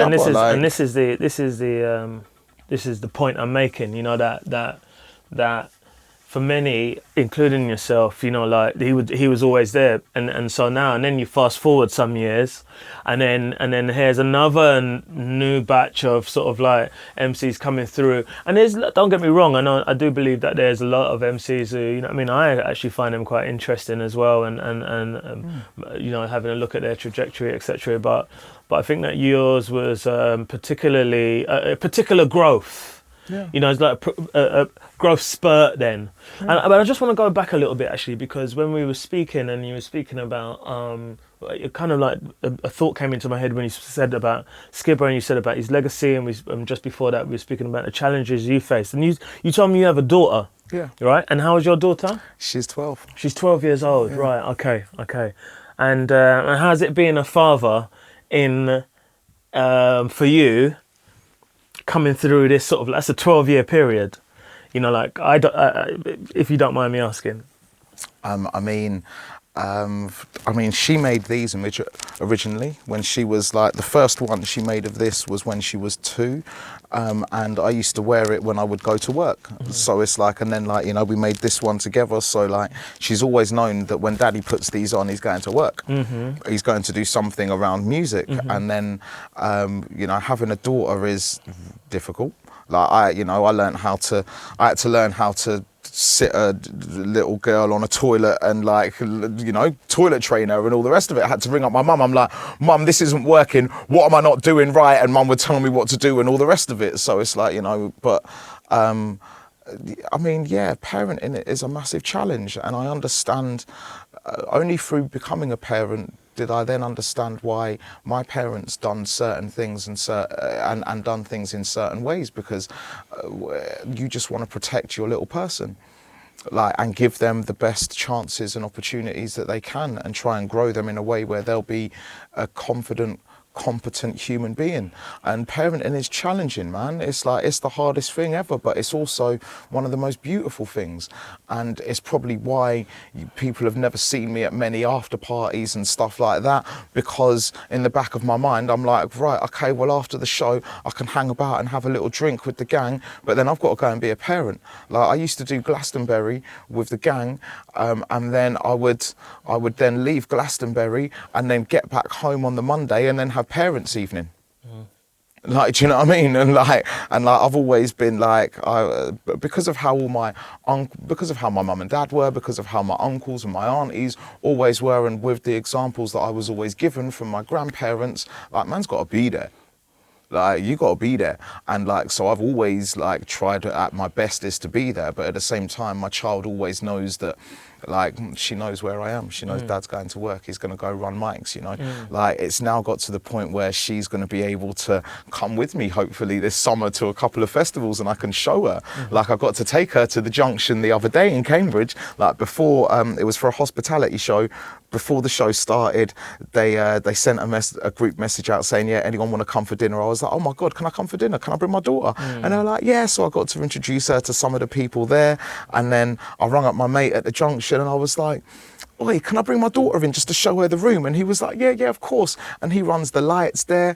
And he was like, does she want to play on the lasers? I was like, darling, do you want to play on the lasers? She was like, yeah. And this was like before the venue opened. So like I've managed to get her in there at like 9 o'clock. Venue opens at 10. It starts off, they're showing her the lasers. Then they've turned on the sound system for her. Then she's like, yeah, Dad, play some of the ones that you've been making at home. So I'm playing some of the new tunes on there. She's running around the whole venue, running on stage, having a look at all the DJ stuff. They've got the smoke machines. They've got the lights on. She's learning how to do all the lights and everything. And she essentially got like her own like private half-an-hour rave in there. And she was like, oh my probably one of the only people Dad. that's ever had that. Like literally. And it's like, you know, like the joys of it is that I now get to share these experiences with her, and I can now start taking her around. But then also she's always listened to pretty much all of my stuff first.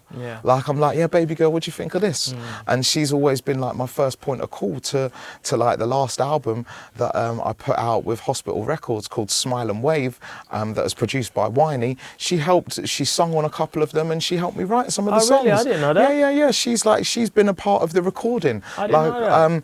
Well, just because she's in the yard with me, and I'm like, right, baby girl, do you want to learn how to do a bit of engineering today? And she's like, yeah, what have I got to do? So I sit her down, she press record, and like show her how to pattern me while I'm recording. Like I've done a song called She Just Wanna Dance, which sort of like started off as kind of like a poem, and when it came to recording it for the actual song, it's just about women being free to dance and not be harassed in a club, essentially. And she wrote that? No, she recorded it for me. Right, She was really little at the time, but she didn't really know what she was recording, and I was speaking to her the other day. What do you mean recorded it for you? What do you mean? She was on the buttons for man. She pressed record. Oh, right, she picked up the tracks and put the tracks on the right track. She helped me level them out. Right. Well, you know, I'm guiding her. Yeah, of course, I'm like, you got to move that one there and this one there. But like, she didn't even know. So I'm talking to her about it the other day, and she was like, really? And I was like, yeah.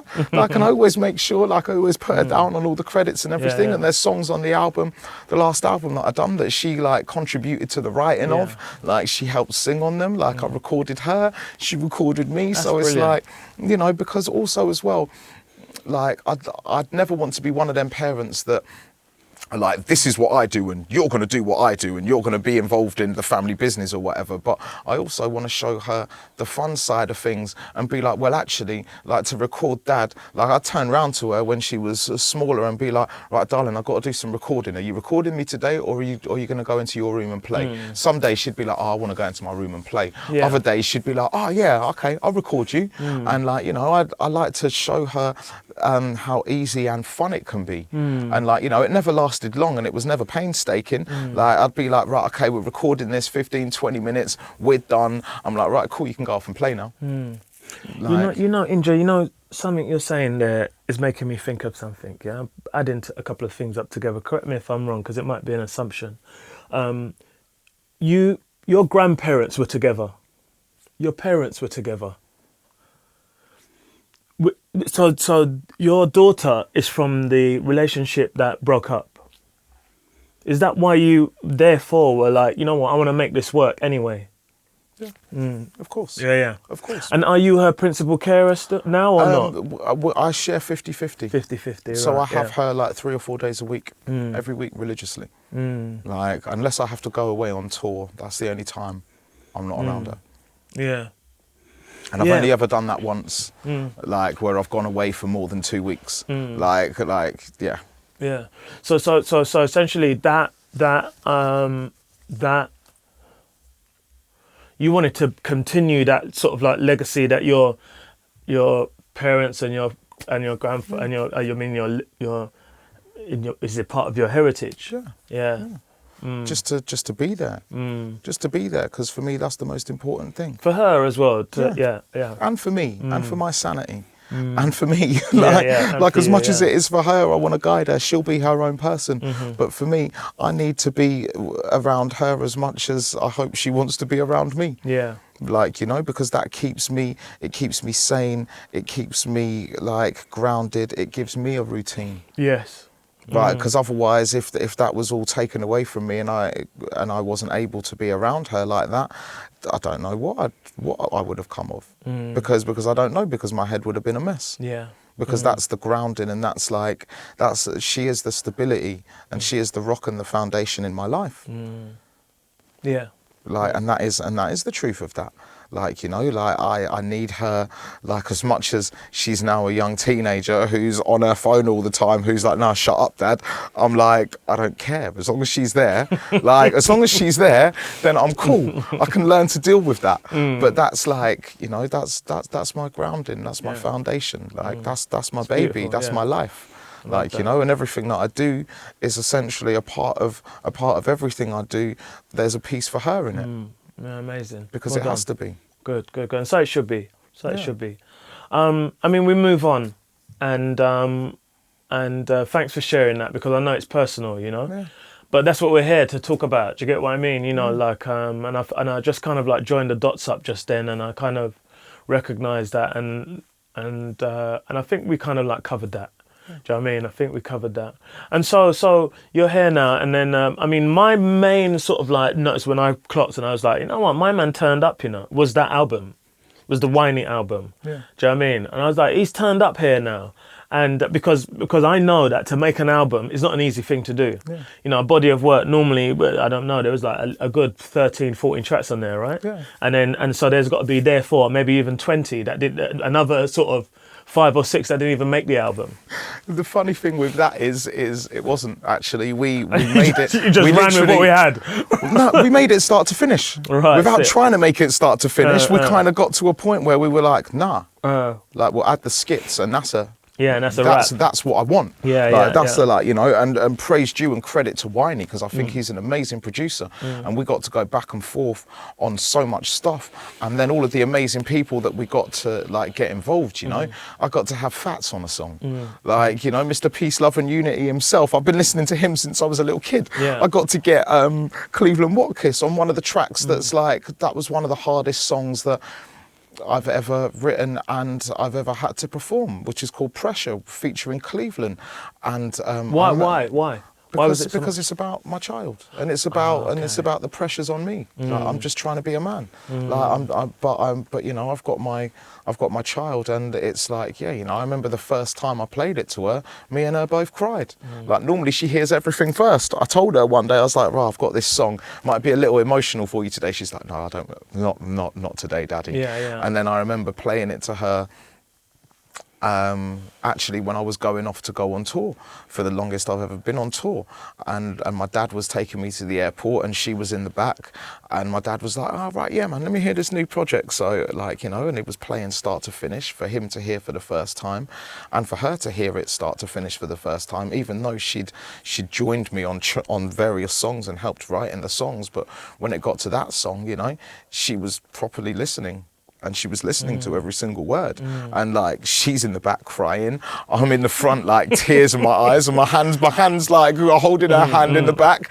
And it's like, you know, it's yeah, you know. But I got to have, like, I remember sending that song to Cleveland and him being like, "Yeah, this is lovely." Like, who wrote it? And I was like, I wrote it all, and he was like, "Oh, nah, man, this is lovely. Yeah, I'm gonna come with the goods on this," which like he really did, and he added something that, like, you know, it brought it to life for me, and it was a beautiful thing. But, you know, to that whole album, to have all the people, like, that album brought me to tears a few times. You know, the first time that Charlotte Haining sent me her vocals back for the song "Reach Out," like, I remember playing it and flipping, like, and tears were falling down my eyes, because I was like, wow, like, she's added the frequencies that I always imagined, but she's actually done it and, like, added something, taken it to the next level. The same with the Cleveland one and, like, stuff like that. You know, I'm an emotional writer. And then when I get people to add and they come with the emotions,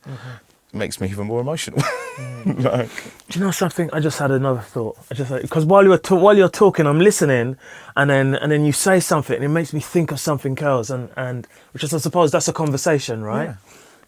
And I thought to myself, you know, I thought I'm happy for you. Do you know what I mean? Because you deserve some good, bruv. Right? You deserve some good because you've been through a lot of loneliness. Yeah. Right? You've been through a lot of loneliness from childhood, come right through, and then you think you're gonna have this family, and then I mean that you start from. It's not even just childhood, come right through. It's the wrenching from your childhood. Yeah. So it's not like, oh, I was just lonely and it's always been like that. It was like you were fine before. And then there's like this wrenching, and then you got to go through that. Then you get into a relationship where you have a child, and this happens, and then you got to go through that again. Yeah. But I'm happy for you that you've kind of like come through the other end as a entertainer in this business that is successful. That you're able to support your family, to support your daughter. Mm-hmm. Do you know what I mean? Your family. Yeah. And remain as a you know what I mean, a very nice young man. Do you get what I mean? A very nice young man. I just wanted to say to you, I was happy for you. Thank you. Do you get what I mean? I wanted to say that. Do you know what I mean? Before we carry on, it's not the end, but I just wanted to share that with you now because you've been through. I mean, we've all been on the ropes at some point or another. Of course. And but those two things, when you join them up together, the word lonely, do you get what I mean? Kind of like, I kind of like resonates with me when you say that. Do you get what I mean? So, and obviously the song Pressure. Do you get what I mean? So yeah, that's because it is like, you know, the pressure's on me. I'm trying to be the best dad that I can, and I'm trying to work and survive and make sure I can look after my child in the best way possible. Yeah. You know, and that's all I can do, and the main thing I can offer is my time and my care and my love. Yeah. Because out of anything, that's the most important thing. The material stuff doesn't matter. That all comes and goes. Like, but the love and the people being there, like, and the security and the care of that is like, you know, that's worth more than anything. So Inja, you know something? A couple of things I wanted to speak to you about. One was, what about if you had an alias name MC Skin Teat? Because you're always a skin teat. Well, the thing is, Ron, you're always skinning teat. Listen, yeah, like even like I've always been like, regardless of whatever life brings. Yeah, I remember my granddad always saying to me, is like, listen, yeah, you have to just live your life, because at some point everybody must dead. Yeah, everybody dead, and you never know when your time is. So it doesn't matter, regardless of what goes on. Like, I'm happy to skin teat, because you know what, brethren, I'm alive. We're here. Yeah, I'm with you. And from when we're here, we can exist and we can progress and we can move forward in anything that we want. Do you know? I wonder if there's any viewers who don't know what I mean by skin teat. What I mean, yeah, of course there is.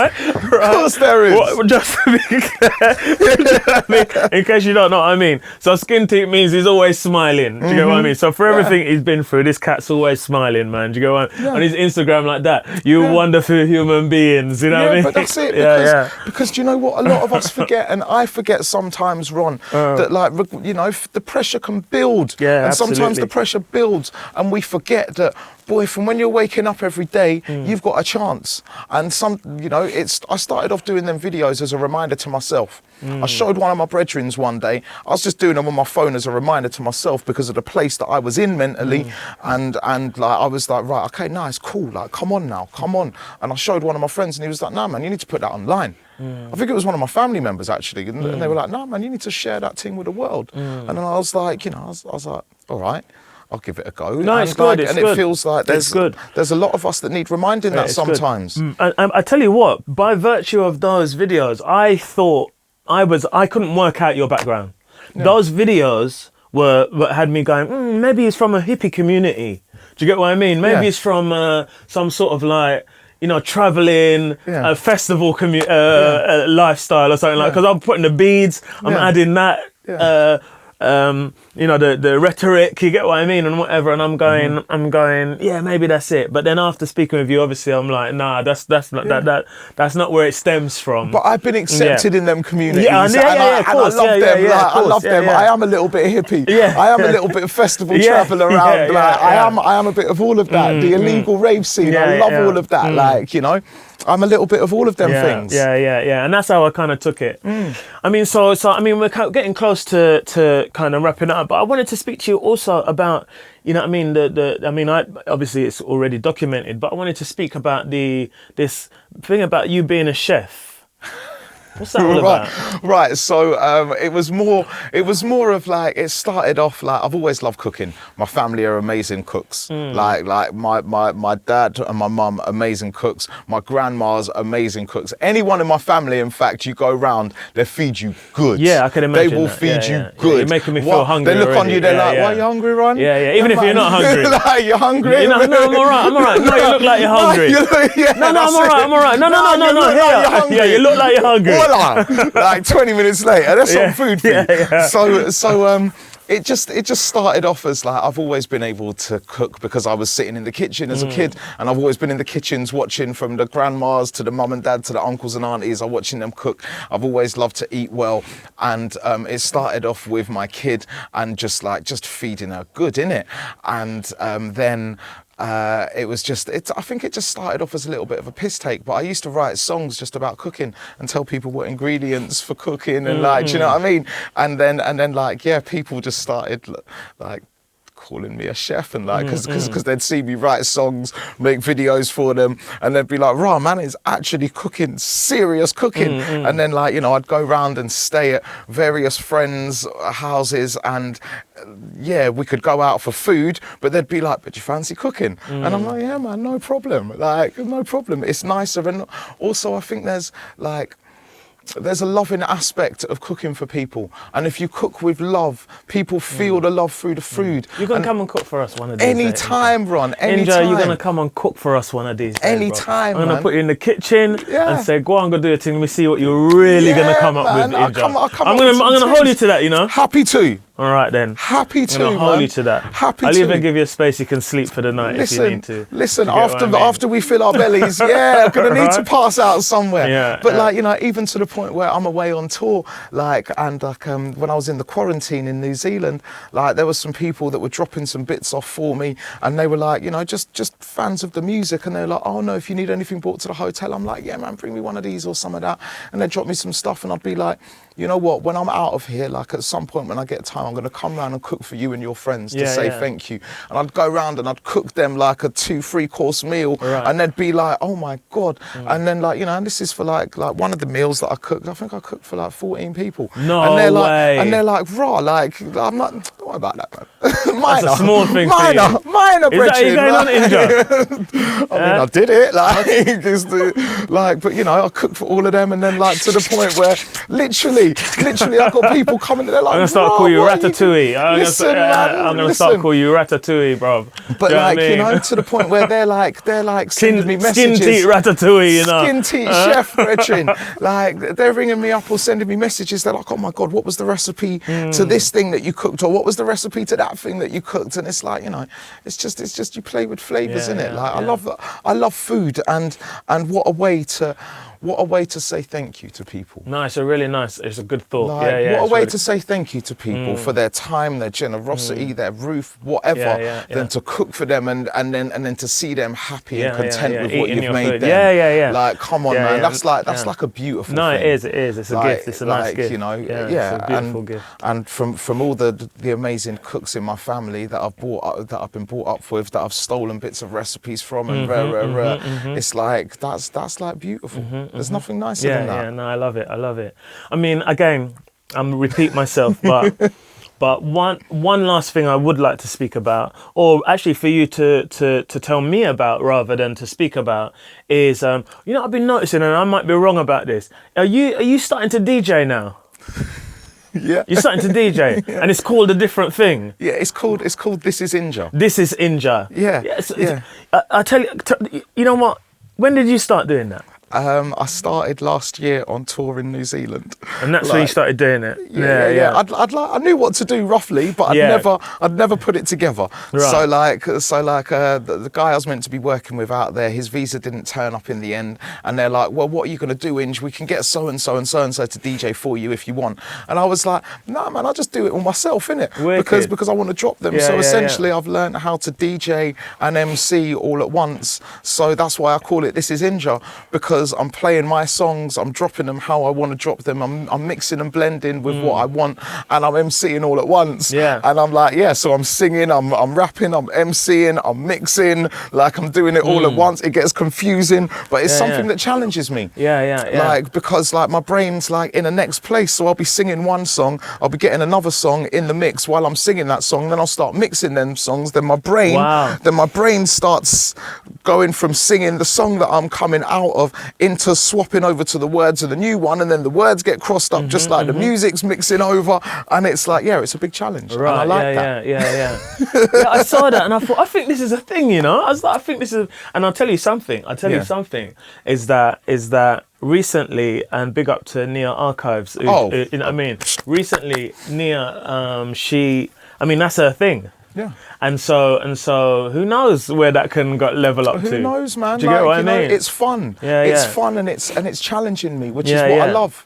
Like I love that. I love anything that's a challenge. Yeah. And it's really like, and just the fact that as an MC and as a writer, and all the songs that I've been like writing and have been a part of to be able to be released on all of these monumental labels, I've been going to places as an MC, and I've been having loads of people ask me to sing the songs, and it's all right, and I don't mind singing the lyrics over like any other rhythm, but people want to hear the actual songs. Yes. So like, when I went over there on tour, I done I think 14 or 15 shows between New Zealand and Australia. And that's where I learned to actually do it. And I pretty much because the DJ didn't turn up. Yeah. And so you had 14 shows to practice this new thing, otherwise go home. Do you get what I mean? Yeah, and I weren't going on. Yeah, you weren't going home. And I'm always going to roll the dice. And you don't want to just be out there. Okay, you know what? I'm the MC. So yeah. I mean, you use your initiative. Yeah, I tried a thing. Like at the end of the day, just shuffle them dice and was like, bang. Why stand at the table and hold the dice if you ain't going to roll them? Yeah, come on. Yeah, why stand at the table and hold the dice and not roll them and then walk out, put the dice down and walk out? Yeah. No, man, you have to roll the thing. Roll the dice. Like, you always, and that's the thing. And I learned how to do it, and it was funny because the very first one I done, I was literally just doing it like Rodigan style, pressing start. Halfway through that, I think it got to like incoming order, counteraction too. Listen, man's got that style in the pocket if need to be.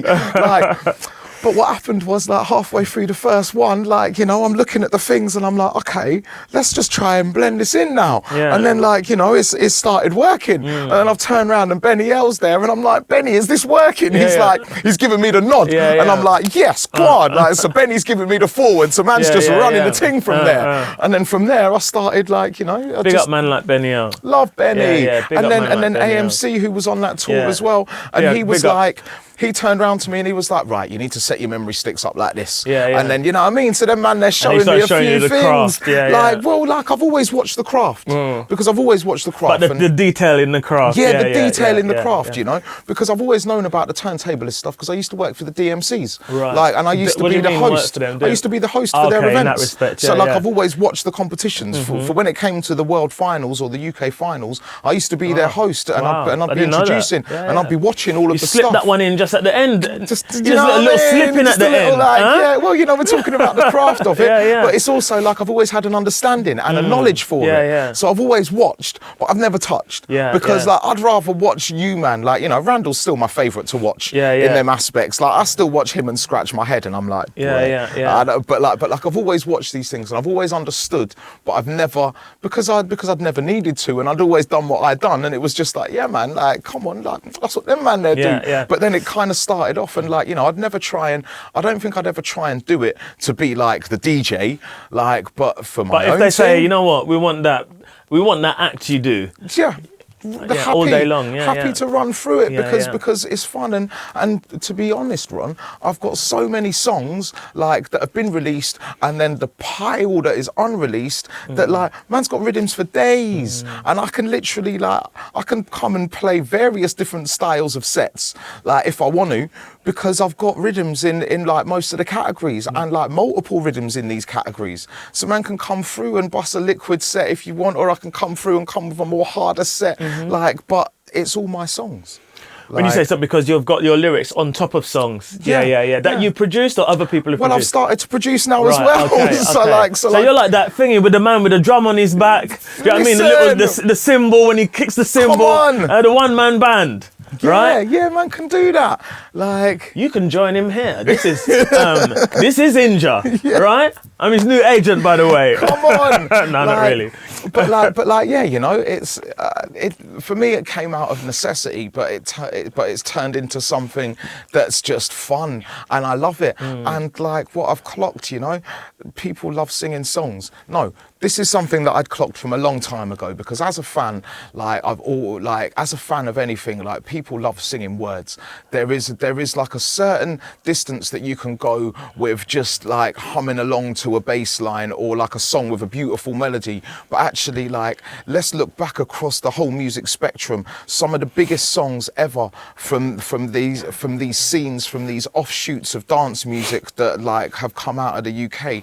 A lot of the biggest songs have always got words on that people want to sing back, and it's not necessarily that the vocalist or the singer hasn't been fully credited with it, but like a lot of the time they haven't been credited with it. Like, and actually they're giving the people the thing that they want to sing back the most. I think that's quite interesting. I'll tell you why as well, because I think that inherently in our scene, because our scene has been built on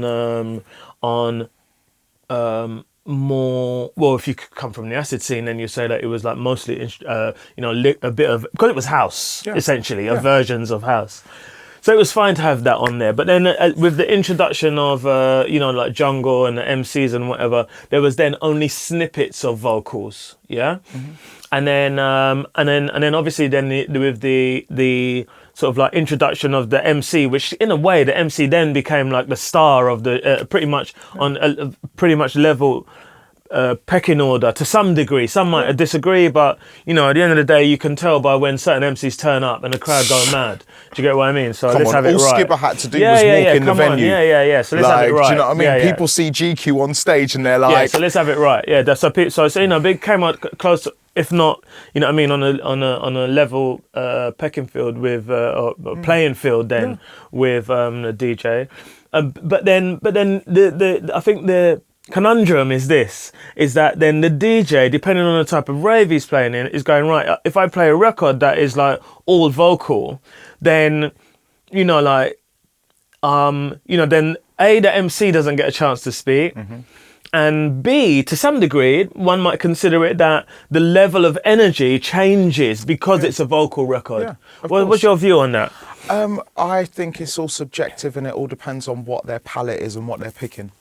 Because I think if you pick the right thing, it doesn't matter the energy, you can maintain it and you can take it up. If you want to change the mood, like, you know, like you guys are the guys that like brought me to frequencies that had journeys. Like, you know, like the best sets for me are the sets that aren't one-dimensional. I agree, they are full journeys, and within that you'll have all of them aspects. Like and I think it's completely subjective. It's like you can drop a Jenna G song in places, and if you drop the right song at the right time, everyone's gonna sing. Yeah, I agree. Like Jenna G walks on stage somewhere, people are like, "Oh my God, it's Jenna G!" Like, come on, man, you see what she done with the orchestra? Yeah, big up Jenna. Like, come on, do you know what I'm saying? It's like these Jenna still unsung got it, man. She never lost that, man. What do you mean, still got it? She's the pinnacle, bruv. Like, she kind of blew that spot up. Unsung hero. That stage was on fire. Unsung hero. Yeah, that stage was on fire. Big up Groove and Fabio. What? You got Groove and Fabio backing it. You got G up front with the voice, and then you bring out Jenna.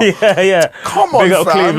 You know what I'm saying? And I was going to say as well, and then you've got the added sprinkle with Cleveland. Come on, man. That popped off. That was a pop off. It's like that's a pop off, like you know. So I think it's all subjective, and it's all timing, and all of the best DJs have always got that timing in the pocket and they know what to draw for at the right time. And I think it's also a little level of, as well as I think a DJ